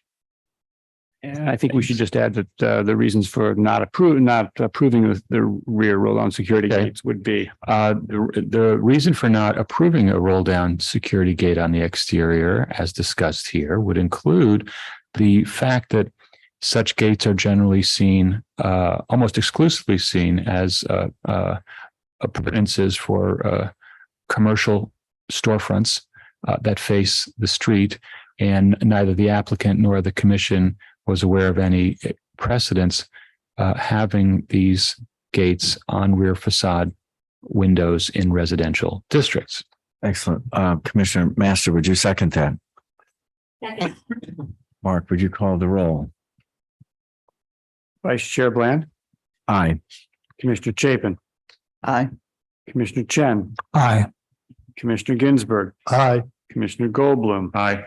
Commissioner Lutfi, Aye. Commissioner Master. Aye. With 7 in favor, none opposed, the motion passes. Thank you. So I think you have the approval for everything but the roll down gate, and you're now free to do what you want on the inside to protect your.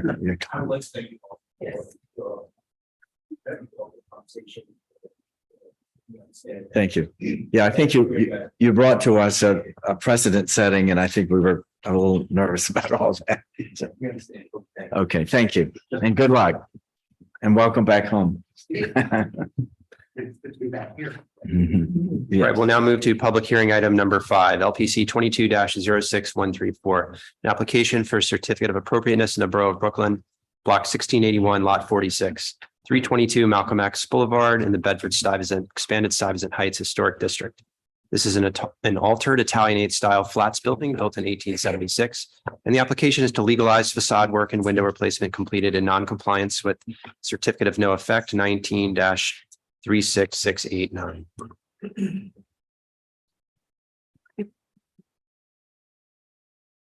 Good morning, Dina Postner, Preservation Staff, presenting this application for 322 Malcolm X Boulevard.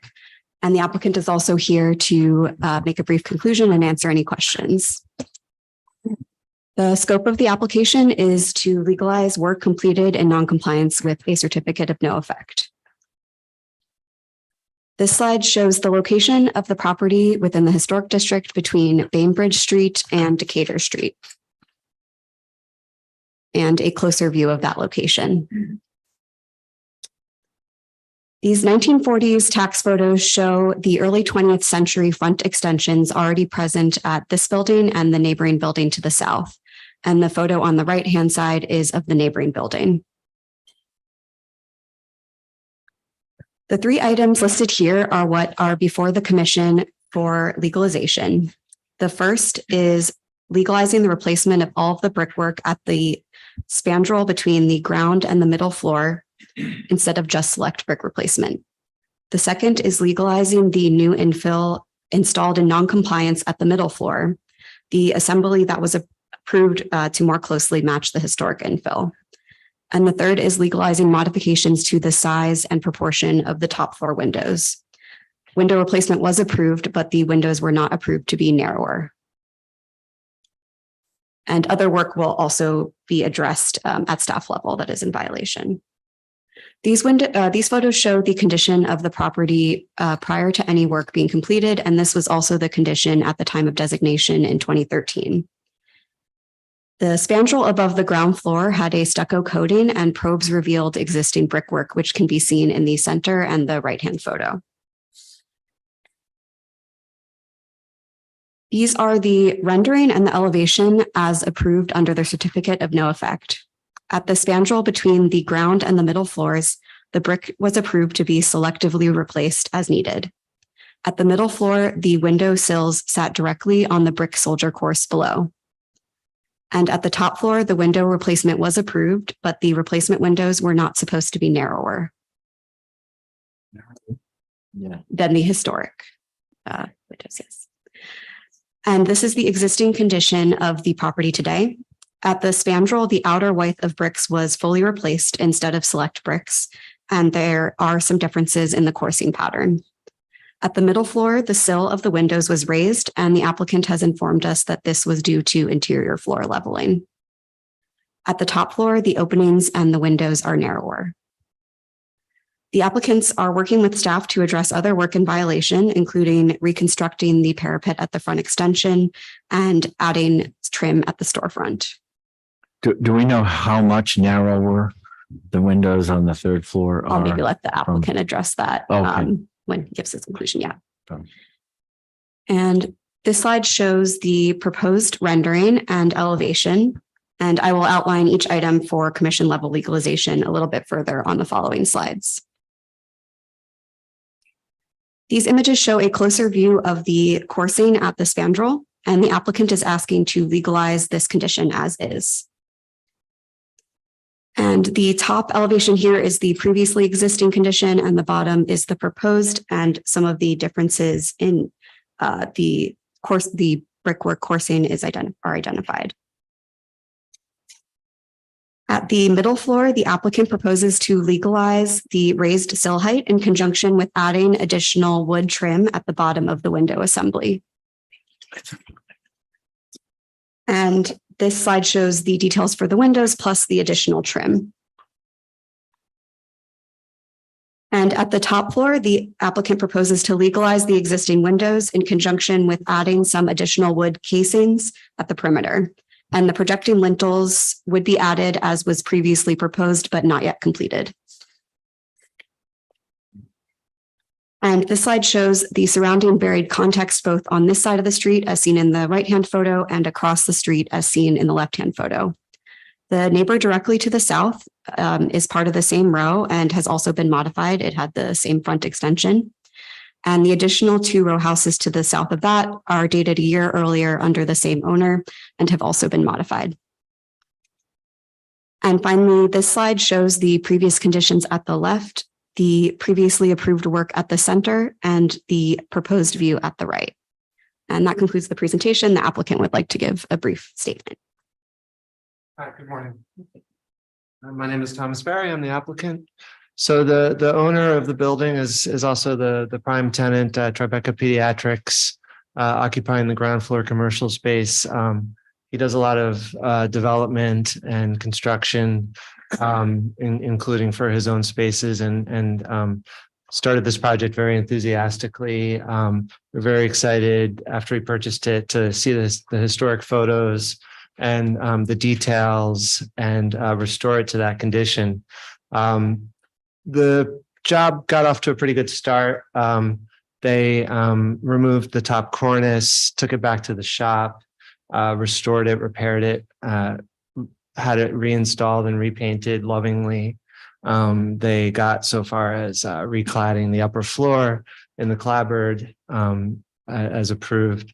I think at the point in 2020 that the work was happening, they unfortunately hired a mason and a contractor who sort of ignored any sort of detail or sensitivity, and replaced the brick above the storefront in as Dina noted, a pattern that was not matching the existing, and then installed brick over the middle floor, not in a pattern with the herringbone and the medallion, and simultaneously raised the wall. And the owner would like to continue work on this building. We had a little bit of a brief delay, a pause, focused on some other projects. We want to come back to this and do the right thing and do a good job restoring it. And we are going to, redo all the brick above the middle floor to recreate the herringbone pattern, the medallion, reset the cornice height or the parapet height as part of the work. And I can answer any questions now. All right, thank you very much. Commissioners, do we have any questions? All right, not seeing any questions at this time. We'll move to public testimony. And I don't see anyone in the room who wishes to speak on this item, so I will turn it over to Gregory Kala to take us through any remote participants. Thank you, Chair Carroll. We received one sign up in advance for this item. I do not see any hands raised currently. So if you are in the meeting and would like to testify on this item, please click the raise hand function now.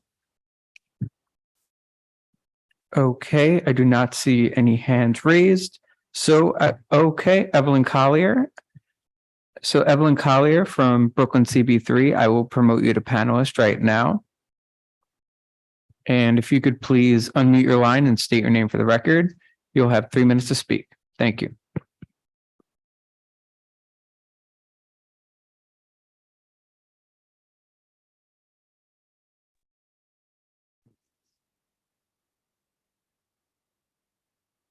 Good morning.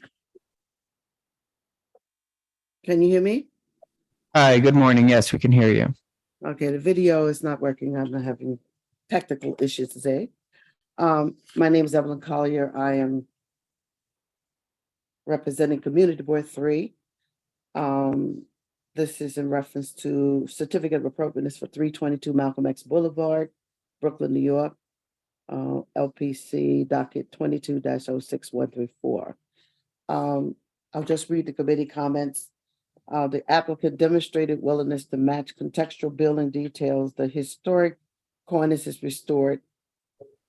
The wood cladding, wood panel, door, windows, frame, and detail brickwork will improve the altered parapet issue. The higher seal heights for the second floor window and the minimum smaller than approved third floor windows are acceptable. However, the committee objected to the proposed use of white paint throughout. Colors of a deeper tone that blend with less contrast are preferred. Such color minimize the impact of an unusual facade in this streetscape. The proposed alteration would improve the work done without a permit and are aligned with historic character of the district. Therefore, with due consideration, the committee comments, Brooklyn Community Board 3 resolves to support the legalization of the alteration to the existing building at 322 Malcolm X Boulevard, Brooklyn, New York, 11233, with the stipulation that the paint color be reconsidered and supports the issuing of a certificate of appropriateness. Full board voted to support. Thank you. Anthony Buseret, Chair, Evelyn Collier, Chair of the Landmark and Preservation Committee. Thank you. Thank you so much for your testimony. I do not see any further hands raised on this item, so I will bring it back to you, Chair Carroll. Thank you very much. All right, would you like to respond to the comments we've heard from the community board? We're definitely willing to reconsider the paint colors throughout, and however we want to deal with that. Okay, all right, thank you. Commissioners, any final questions? Yes, Commissioner Lutfi. Just want to clarify that. Is that maybe I don't understand this. Is there a paint color on the bottom? The storefront does have a paint color And is that we, is it that mustardy color? yeah, that we specified, which to be honest, we're also not super happy with how it came out versus the chip. Right, but I believe the storefront is not technically before us. The storefront meets the rules for a staff level approval. So we're looking at the rebuilding of the spandrel with a different pattern the window proportions at the second floor, and then the window proportions and details at the top floor. Anyway, it's good to hear. Okay, Commissioner Ginsburg. I realize wasn't directly the owner's fault, but the mason he hired. I'm hoping the mason was not fully paid, and because this is, when you don't follow, as an architect, they're not following a drawing. They should say something first and not just do it wrong. I can't answer that, but Thank you. I don't think we'll see him again. All right, if there are no other questions, we'll move to close the hearing and begin our discussion. All right, Commissioner Master, would you make a motion to close the hearing? So moved. Thank you. Commissioner Chapin, would you second that motion? Second. All in favor, say aye. Aye. Aye. Any opposed? Okay, so as the hearing's closed, and as I mentioned, we're looking at the proportions of the second floor windows, which really involve a raised sill, and the rebuilding of the brick with a different pattern, and the proportions of the top floor windows, which will, as they complete it, will add these details at the top and on the sides to help mitigate those proportions. And so as frustrating as it is when we review applications to legalize work that was performed in non-compliance, we all spend a lot of time reviewing proposals and drawings and details, and the staff spends a tremendous amount of time reviewing and approving details and very detailed drawings. And it's frustrating. I think we just have to look at these three elements as they are, and as we always do, think about, would we have approved them in the first place, and do they detract from any significant features or character or the character of the building? So we'll begin our discussion. Commissioner Lutfi, would you like to start this one?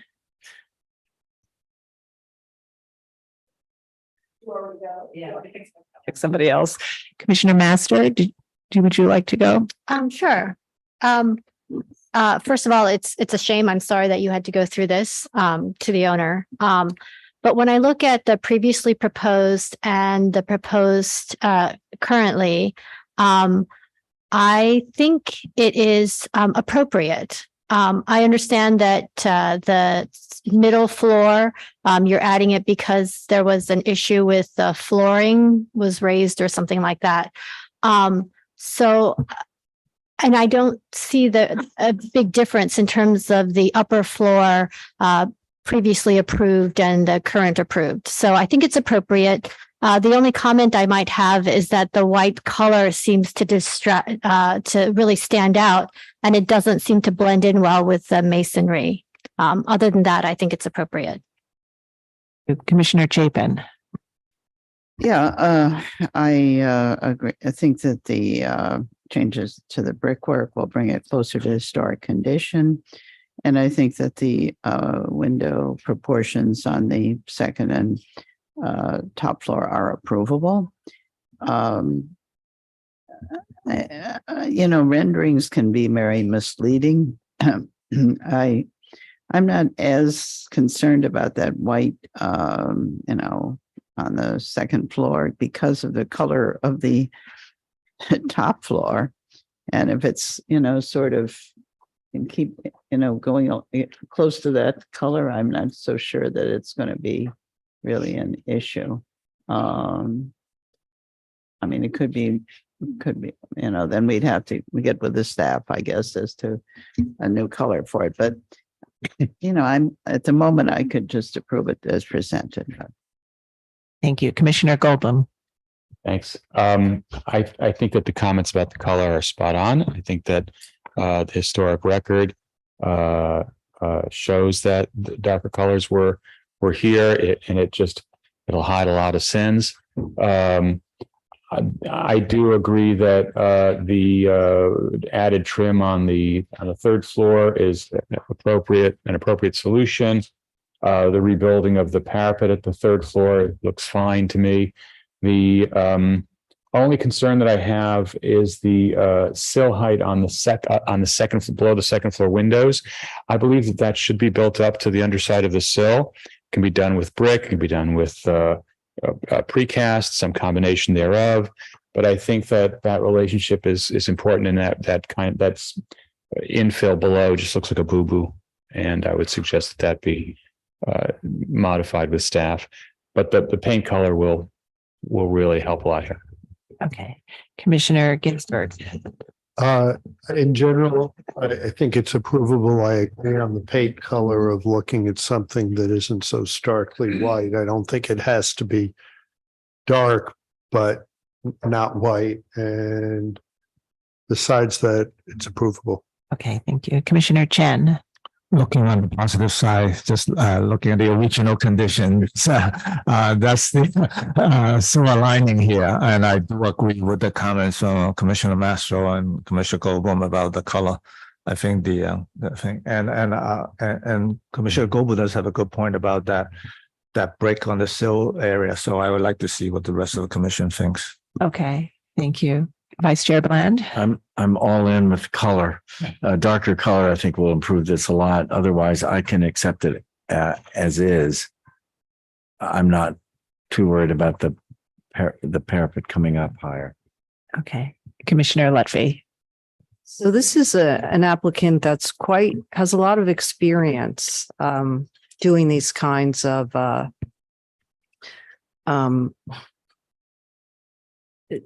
doing these kinds of inserts into commercial buildings or mixed use buildings. So I think it is unfortunate that this happened with the existing with the mason who was doing the work, but I also appreciate the fact that the applicant understands that it's really not up to snuff. And if you look at some of their other projects, they're very well done. So I agree. So I'm happy to hear that the applicant's going to go back and is going to reduce some of the bricking, and that they've stepped back and taken a look at the color and are going to re-examine this, because, you're an important presence in the community. And it's a great resource for the community. And I think it makes it even more important that how you fit into it in an architectural and landscape vernacular is really thoughtfully done. So. Okay. So, but with the restudying the color. Exactly. Okay. So I think where we are is we have consensus to support this with rethinking the color. I know Commissioner Goldblum, you had the suggestion about building up the spandrel, but I think in this case, the color will help a lot for that sill to recede. And I think also at these 2-story storefront extensions on the fronts of buildings, often there is a variety of different types of infill inserted within those openings. So I think in that sort of sense, it's fine for me to have that sill if it's painted a darker color. So we'll go ahead and make that motion with that modification. Commissioner Master, could you do that?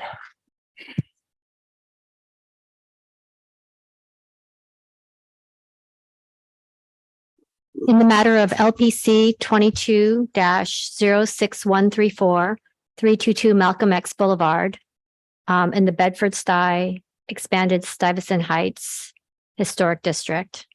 The application is to legalize facade work and window replacement completed in non-compliance with Certificate of No Effect 19-36689.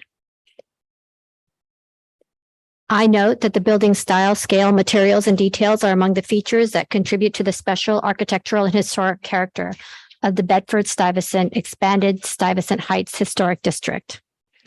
I recommend approval with modifications, finding that the work has not and will not eliminate any significant architectural features or diminish the unity of any of the remaining historic features in the row, that the pattern of the brickwork at the spandrel between the ground and middle floors is consistent in character with original pattern and in keeping with the variety of patterns found at early 20th century commercial extensions of this style and type. That the wood replacement windows are compatible with the building in terms of their placement, proportions, and size. that the wood trim to be added below and around the windows will be well scaled to the openings and in keeping with historic trim often found at early 20th century commercial extensions in terms of materials and profiles. That the top floor wood windows and trim will be in keeping with the historic windows and trim in terms of configuration, materials, and finish. And that the proposed alterations will be compatible with the character and style of the building. However, I recommend that a darker finish or a different paint color that harmonizes with the color of the brickwork be selected for the infill at the second floor in consultation with commission staff. Okay, thank you. And Commissioner Lutfi, would you second that motion? Second. All right. Mark, will you call the vote? Chair Carroll, Aye. Commissioner Bland, Aye. Commissioner Chapin, Aye. Commissioner Chen, Aye. Commissioner Ginsburg, Aye. Commissioner Goldblum, Aye. Commissioner Lutfi, Aye. Commissioner Master, Aye. Commissioner Holford Smith. With 9 in favor, none opposed, the motion passes. All right. So that's approved contingent upon working with the staff on the paint color at the second floor. Thank you. And we'll move to the next item. The next item is public hearing item number 6, LPC 24-00056. An application for a certificate of appropriateness in the borough of Brooklyn, block 307, lot 50, 229 Baltic Street in the Cobble Hill Historic District. This is an early Italianate and Greek Revival style row house built circa 1850. And the application is to replace windows. Okay.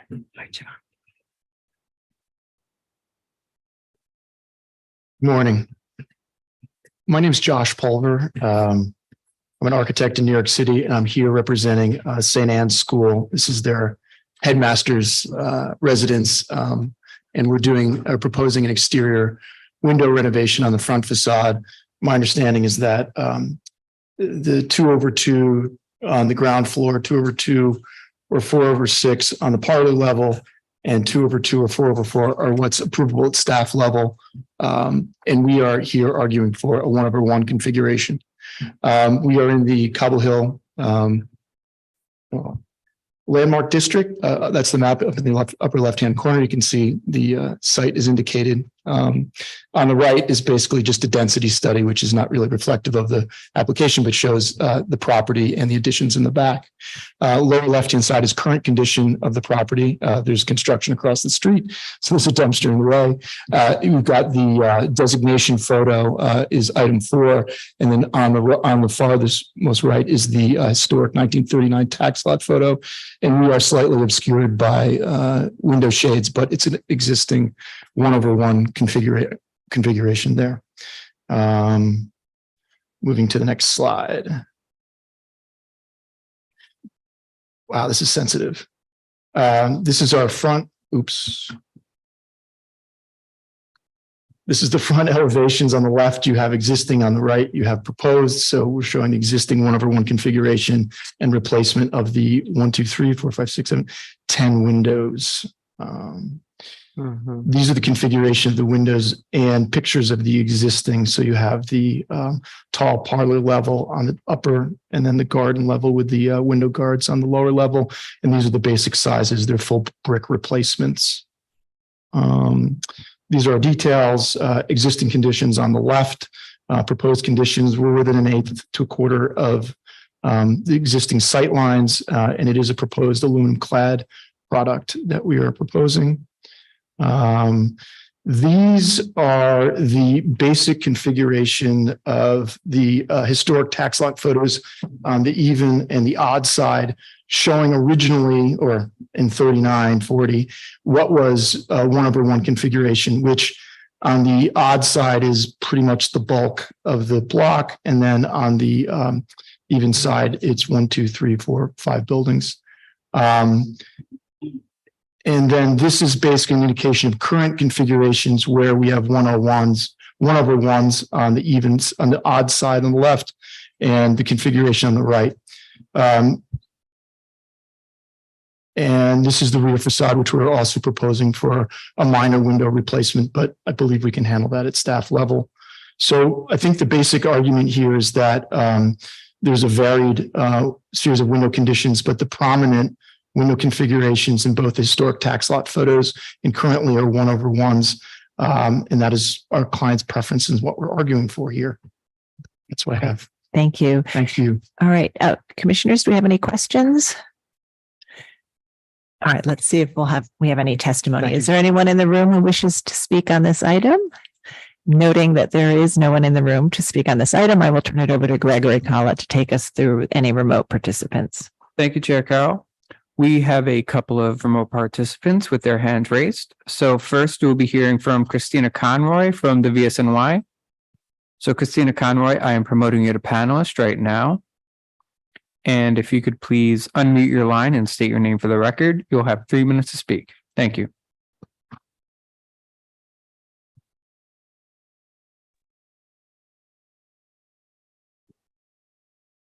Good morning, Commissioners. I'm Christina Conroy for the Victorian Society, New York.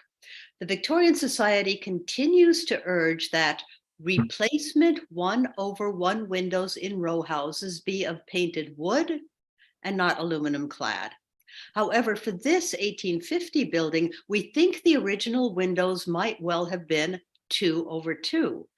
We note that the adjacent building at number 231 has a recent permit for installation of 2/2 windows approved by the staff, and that these two buildings are nearly identical and may be part of the same row. Thank you, Commissioners. Thank you so much for your testimony. Next up, we'll be hearing from Lucy Levine from the Historic Districts Council. So Lucy Levine, I'm promoting you to panelist right now. And if you could please unmute your line and state your name for the record, you'll have 3 minutes to speak. Thank you. Hi, Commissioners. My name is Lucy Levine. I'm speaking on behalf of the Historic Districts Council. HDC believes that 2/2 windows are the appropriate configuration for this building, and we ask the LPC to require the applicant to use that configuration. Thank you. Thank you so much for your testimony. I do not see any further hands raised, so I will note for the record that Brooklyn Community Board 6 recommends approval. And I will bring it back to you, Chair Carroll. Great, thank you very much. So would you like to respond to the comments we've heard? You're welcome to. Yeah, I mean, I think it's a hard argument to make. Historically, there's a strong argument that that's what was there. There's no exact proof of that at the moment. My client's preference is to keep the 1/1s, and I don't know of any other argument that I can make other than it seems consistent with what's on the street at the moment. So. You commissioners, any final questions? All right, so we'll move to close the hearing. Commissioner Holford Smith, would you make a motion to close the hearing? So moved. Thank you. Commissioner Chapin, would you second that motion? All in favor, say aye. Aye. Any opposed? All right, the hearing is closed. And so as has been stated, this would be eligible for a staff level approval if they did a multi-light configuration such as a 2/2. So it's before us today seeking approval for 1/1, and they've shown in their 1939 tax photos that since that time, the majority of the houses on this side of the street had 1/1, and many of them continue to feature 1/1 double hung windows, and as well as others on across the street. And so it does sort of reflect the kind of transition I think that many of these houses have undergone over time. The other reason we're looking at this is for the material. So the staff, and if the staff is approving a 1/1 double hung window, they can approve an aluminum sash, but the brick molds would have to be wood. In this case, the whole window is proposed as aluminum clad wood. And I think we have had a long history of approving aluminum clad wood windows in row houses around this table. So with that context, we'll begin our discussion even this morning. All right. Commissioner Ginsburg, would you start this one? Yeah, well, I think the cladding is fine. The real plus of this is it doesn't require maintenance, and I don't think most people maintain wood windows well.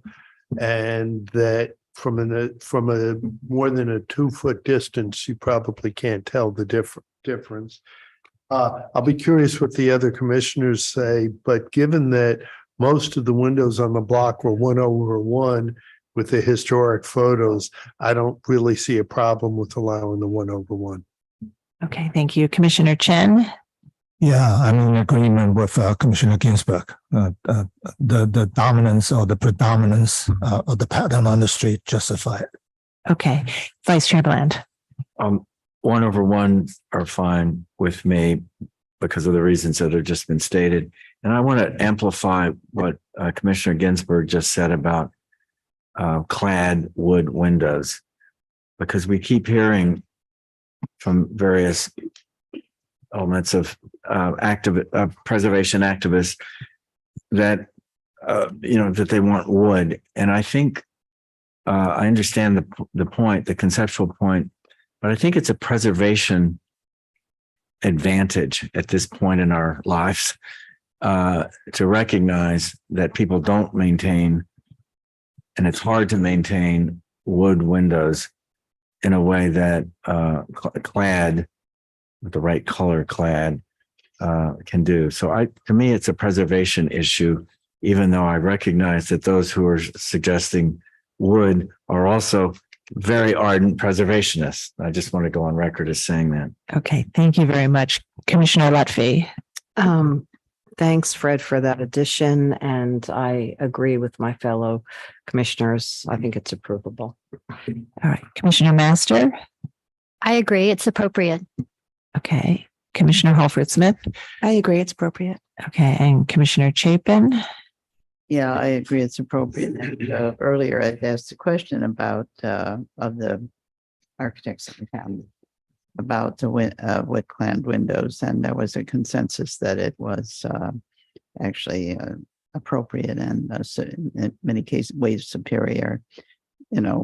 If someone did not want to place the wood and all maintain it, that this might be it.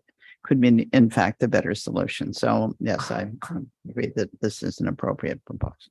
Thank you. Commissioner Goldblum. I agree in this case that this 1/1s and the clad windows are okay. Just to speak on behalf of the of wood windows, I don't disagree, and I've used plenty of clad windows in my day, but I think that the place where I anyway would draw the line, and it's not on this project, are on projects where the wood is kind of intrinsic to the design quality of the window or of the building. And I think that does occur. The example that comes to mind is the Friends School on the Lower East Side, where they had these very large wood double hung windows or triple hung windows or something like that. And I think there are cases where a window, even though yes, it is a drag to maintain it, there's something about the material as a historic material that I think we should preserve. We preserve cast iron, we preserve terracotta, even though there are plenty of replacements that might be cheaper, easier, better for whatever reason. So I think there are places and times when wood windows should be used, but this I don't think is one of them. If I could just, having this nice discussion, let's just continue it a little bit. I wouldn't disagree with Commissioner Goldblum's statement at all. In fact, I would think that on a really pristine, beautiful federal house, multi-pane windows, they ought to be wood. So I think it's still it's a case by case situation, but.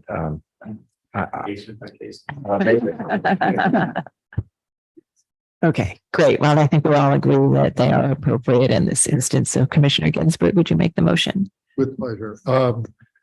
With regards to LPC 24-00056-229 Baltic Street, Cobble Hill Historic District, an early Italianate and Greek Revival style row house built in circa 1850, application is to replace windows.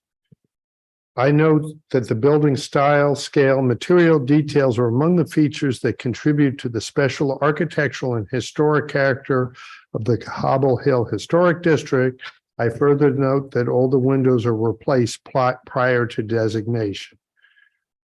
I recommend approval, finding that the proposed windows at the Baltic Street facade will match the historic windows in terms of operation and detail, that the changes in material from wood to metal clad wood will not be perceptible from the sidewalk and will not call undue attention to itself, that windows at a majority of the houses in the block have historically changed in configuration from multi-lights to 1/1, as seen in the 1940 tax photographs, many of which have dark finishes. Therefore, the continued use of 1/1 configuration with a black finish at this house will remain harmonious with the fenestration of buildings in the row and on the block. And the work will not detract from the special architectural and historic character of the building or the Cobble Hill Historic District. Thank you. And Commissioner Chen, would you second that motion? Second. All right, John, will you call the vote? Chair Carroll, Aye. Vice Chair Bland, Aye. Commissioner Chapin, Aye. Commissioner Chen, Aye. Commissioner Ginsburg, Aye. Commissioner Goldblum, Aye. Commissioner Holford Smith, Aye. Commissioner Lutfi, Aye. Commissioner Master. Aye. None in favor, none opposed. The motion passes. Thank you. So that's approved. Thank you. We'll move to the next item. Right, the next item is public hearing item number 7, LPC 23-08497. An application for a certificate of appropriateness in the Borough of Manhattan, block 133, lot 7, 45 Murray Street in the Tribeca South Historic District Extension. This is an Italianate style store and loft building designed by Samuel A. Warner and built circa 1854 to 55. The application is to remove vault lights and replace the sidewalk. Good morning, Commissioners. I'm Roberto Gilberto, LPC staff. This application before you is for the replacement of the sidewalk at 45 Murray Street, which contains a deteriorated vault covered with diamond plate, under which only fragments of the original bullet glass vault light exist. The building is located in the Tribeca South Historic District Extension between West Broadway and Church Street. For context, the sidewalk on Murray Street is predominantly concrete, with few examples of diamond plate covering deteriorated sidewalk bolts. 47 Murray Street has a single diamond plate panel within a field of concrete. On the same block, at 41 Warren Street, there is a diamond plate panel covered in waterproofing membrane to prevent leakage into the cellar. And across the street, at 41 Warren Street, there is a diamond plate panel covering waterproofing membrane covering diamond plates. In the 1940 tax photo and the designation picture, we can see the storefront on the bottom. And in this picture, taking the designation, the residential and commercial entrance are shown with the sidewalk and steps already covered in diamond plate. A photo survey shows that the sidewalk on this part of the block is concrete, except for 45 Murray Street and the small portion of 47 that we already shown. And we can see them all is all concrete on this block, as we can see. So in this picture, the structure below the diamond plate appears to be severely corroded and covered in plywood. And the same condition is at the top right of this picture. On the left, the photo shows that there is only one remaining bullet glass panel, which is corroded and beyond repair. The photo on the right illustrates water infiltration below the sidewalk structure. We will see that with the yellow arrow. And is also shown on these pictures. Whose attempt to insulate the waterproof and waterproof the existing diamond plate is shown here with these red arrows. And we can see here diamond plate steps into the building that will actually remain and will not be part of this specific project. This shows the proposed concrete sidewalk on top of a new steel structure as per DOT requirements. And the section of the sidewalk here with the proposed new steel structure and sidewalk concrete to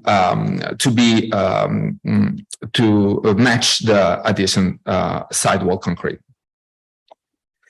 This concludes the presentation. The architect is here to answer any question that you may have. Thank you. Thank you very much. All right, commissioners, do we have any questions? So, and actually, Marcello, can you just go back 2 slides, and you can see in the plan drawing in the red line that's the extent of the fragment that's left and Yes, is the one on the right. photos show very deteriorated. Okay. Any questions? Yes, Commissioner Holford Smith. So the proposal is to replace just the slab, just the, sidewalk slab. What's happening with the steps? The steps will remain in place and we'll keep the diamond plate as they are now. Okay, other questions? Yes, Commissioner Goldblum. The only buildings that have what seem to have been metal covers to their vaults are 47. Is that it?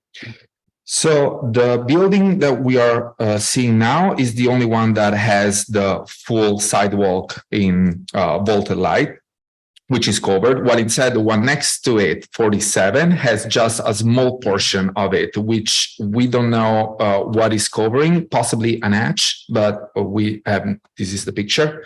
This is the only place where a diamond plate is on this block. Okay, thanks. Okay, other questions? All right, let's move to public testimony. Noting that there is no one in the room to testify on this item, I will turn it over to Gregory to take us through any remote participants. Thank you, Chair Carroll. We have 2 hands raised for this item. The first we'll be hearing from is John Graham from the BSNY. John Graham, I'm promoting you to panelist right now. And if you could please unmute your line and state your name for the record, you'll have 3 minutes to speak. Thank you.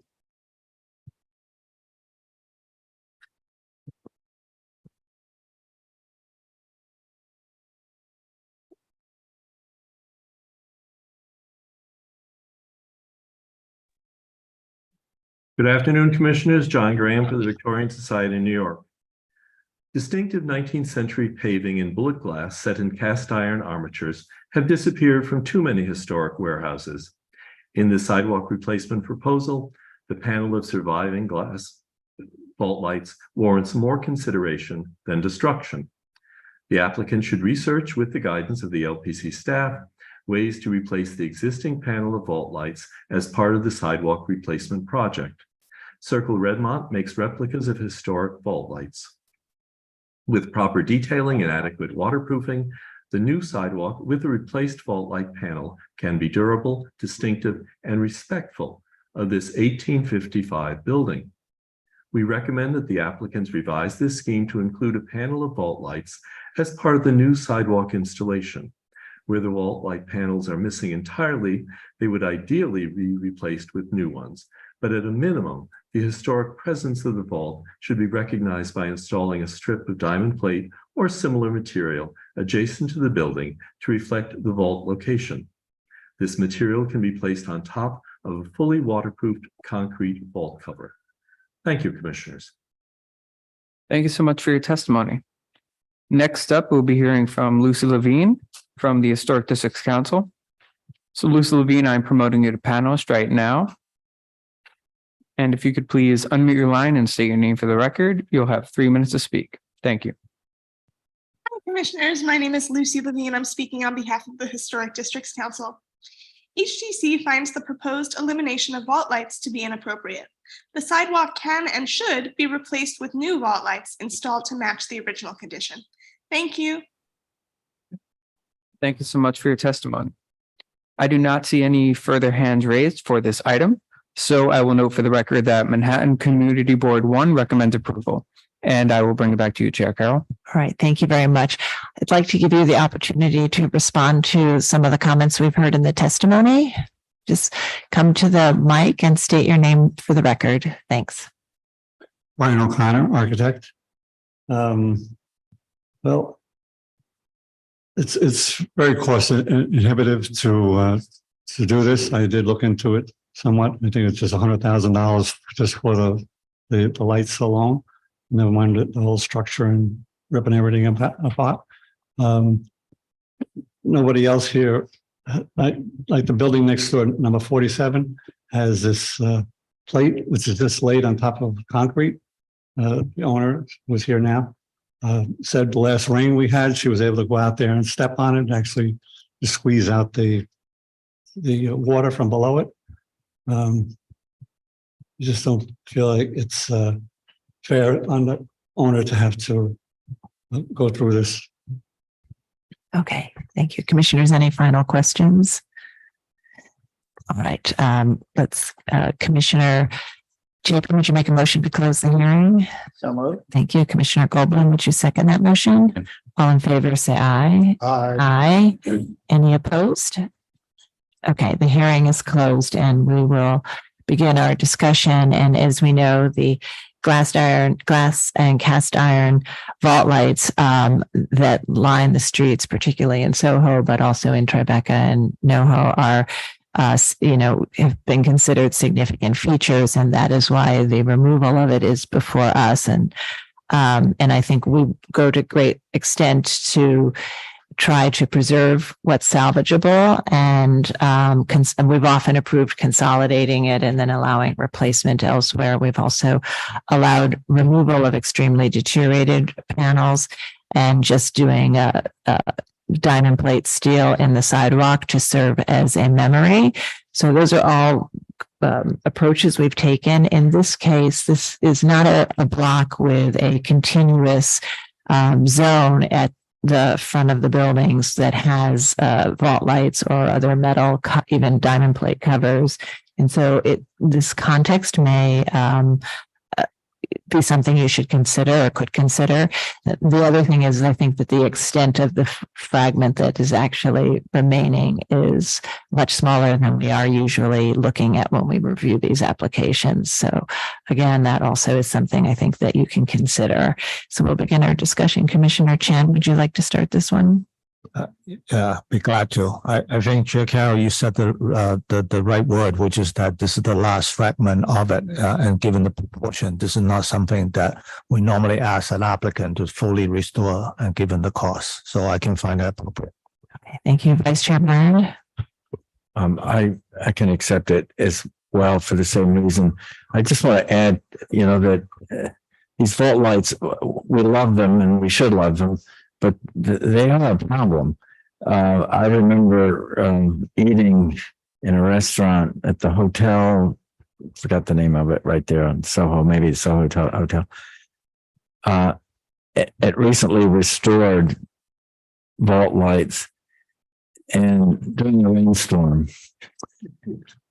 and we had to quickly relocate our table as the waiter suggested, out of the way, because it all came down, and these were recently repaired. So, I think they're important, but I can also see how owners, I had no idea of the cost of them, knew either, shy away from being able to maintain them. And I think because of the small size here, I think it's appropriate, has been said. So anyway. Okay, thank you. Commissioner Lutfi.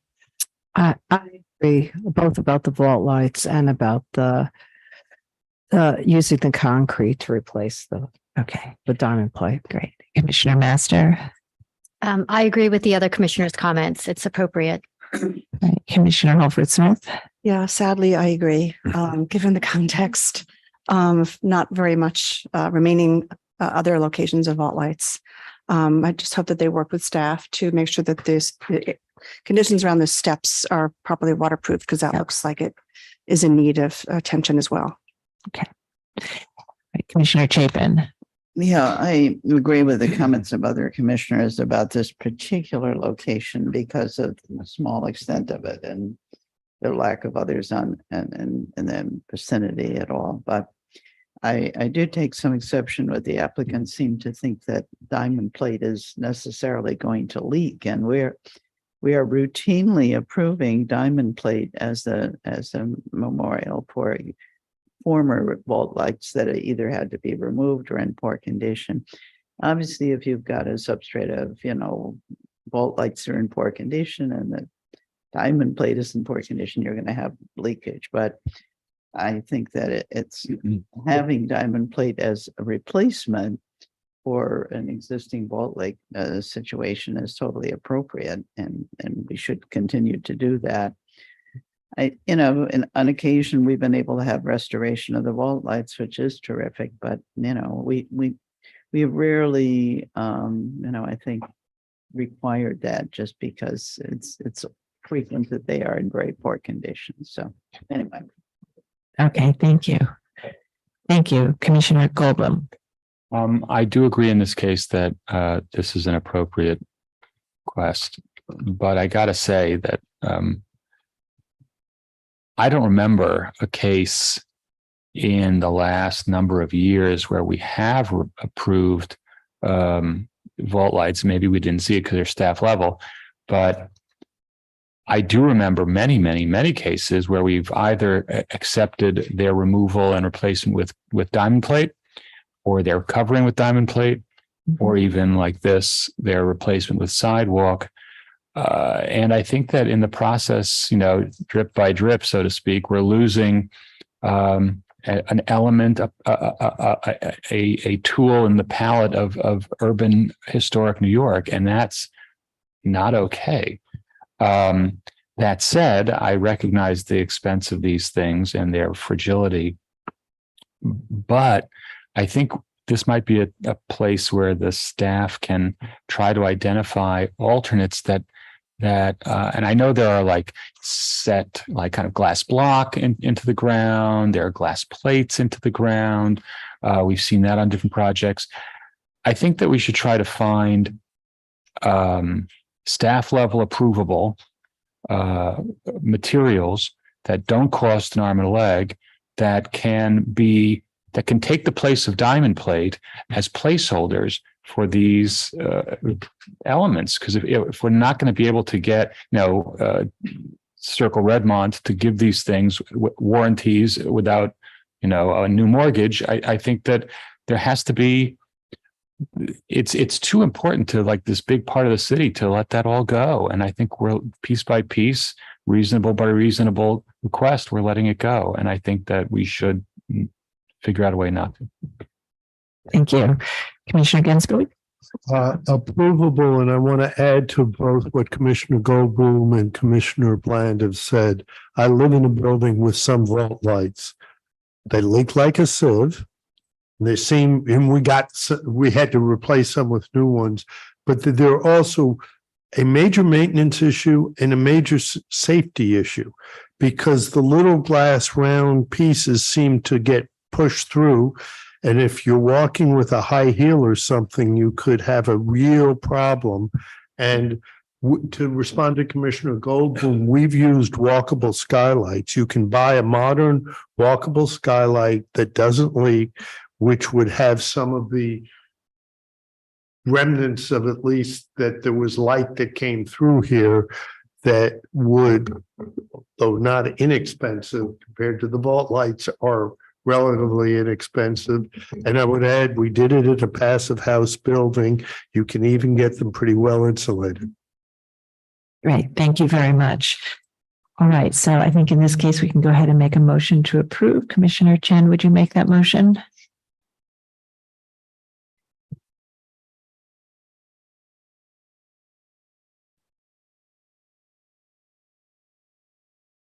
In the matter of LPC 23-08497, 45 Murray Street, Tribeca South Historic District Extension. The application is to remove vault lights and replace the sidewalk, noting the building's style, scale, materials, and details among the features that contribute to the special architectural and historic character of the Tribeca South Historic District Extension.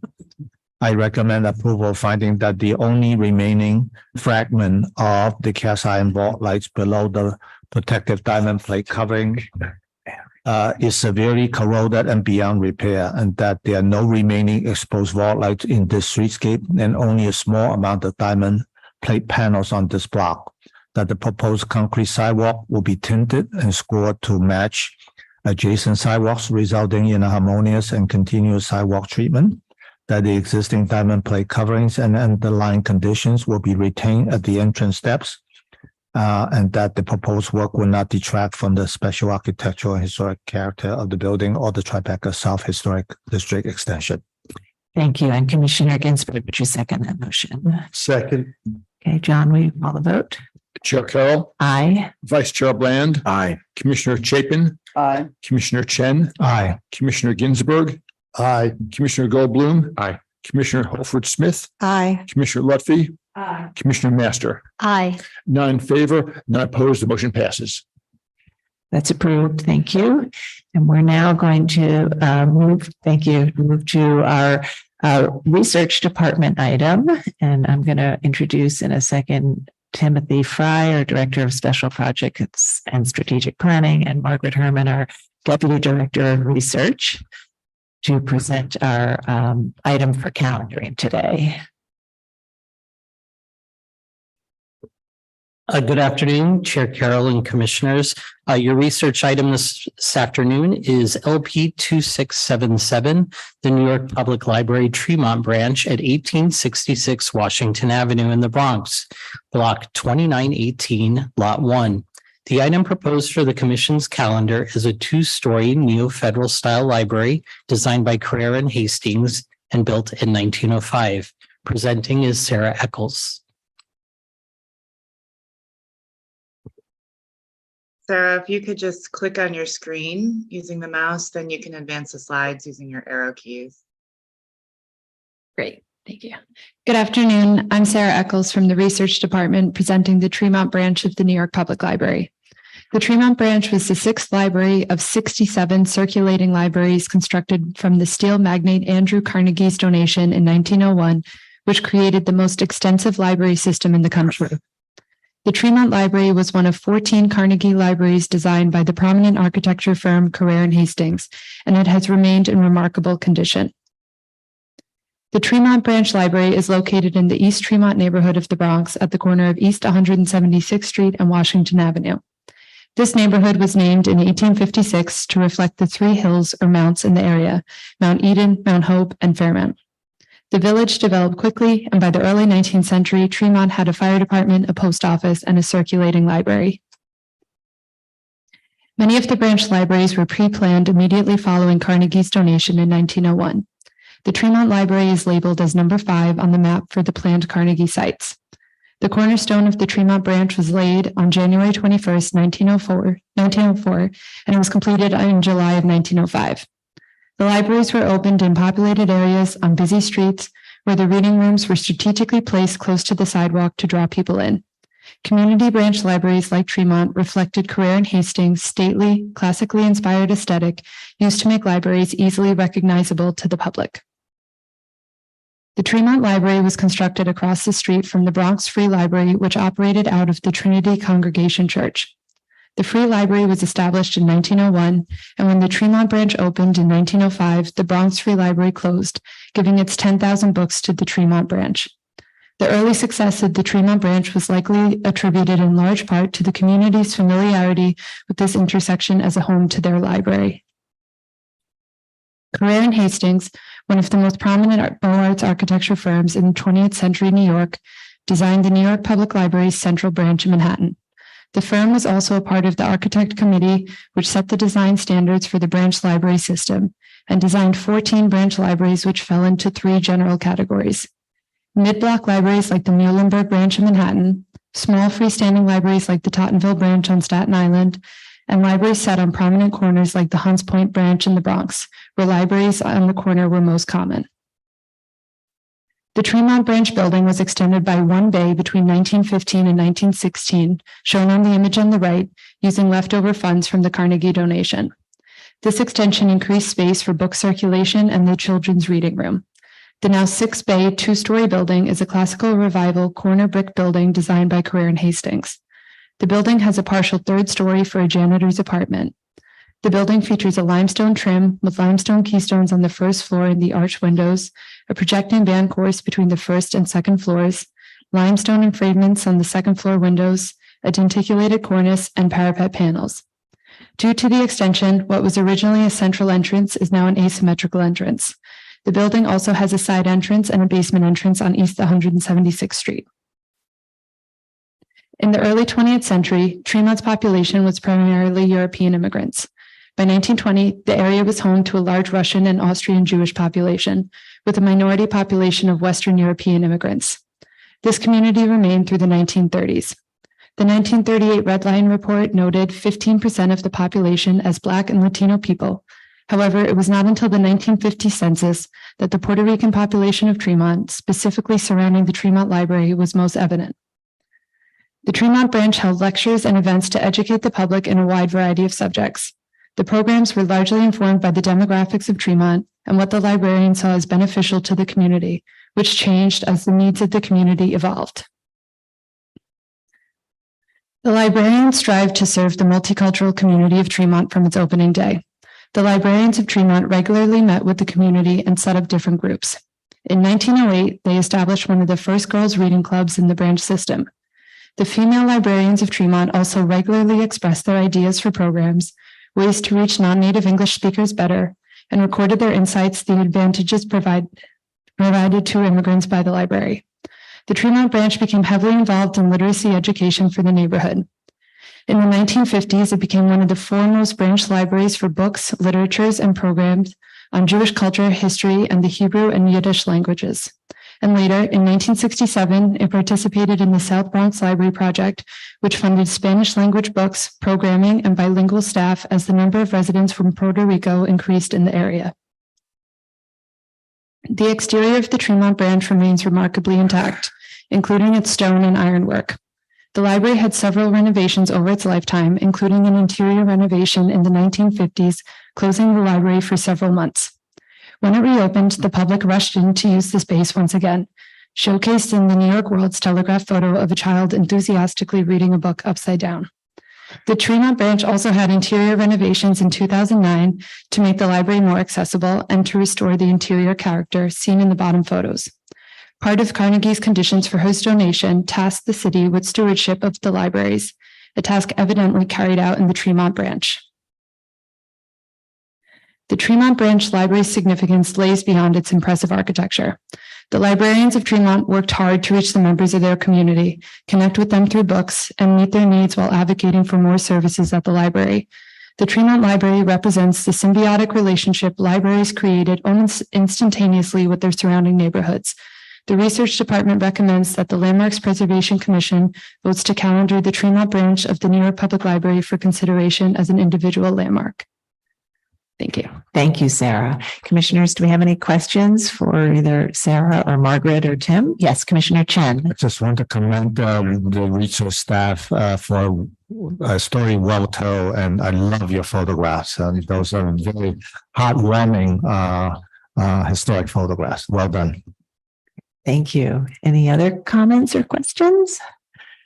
Just, the importance of the free public library system in the United States, the education of people of all ages and new immigrants, just can never be overstated. It's terrific, and recognizing these Carnegie libraries is wonderful. I'm so happy we're doing that. That's great. Thank you so much. All right. And I would note that if we vote to calendar this, we will have, we've already designated 4 of the remaining of the intact Carnegie libraries in the Bronx NYPL system. This would be the 5th and the last of the intact remaining Carnegie libraries in their system in the Bronx. And so it would be joining a great group of landmarks as well. So with that, I think we can make a motion to calendar. Commissioner Goldblum, would you like to make the motion? Please.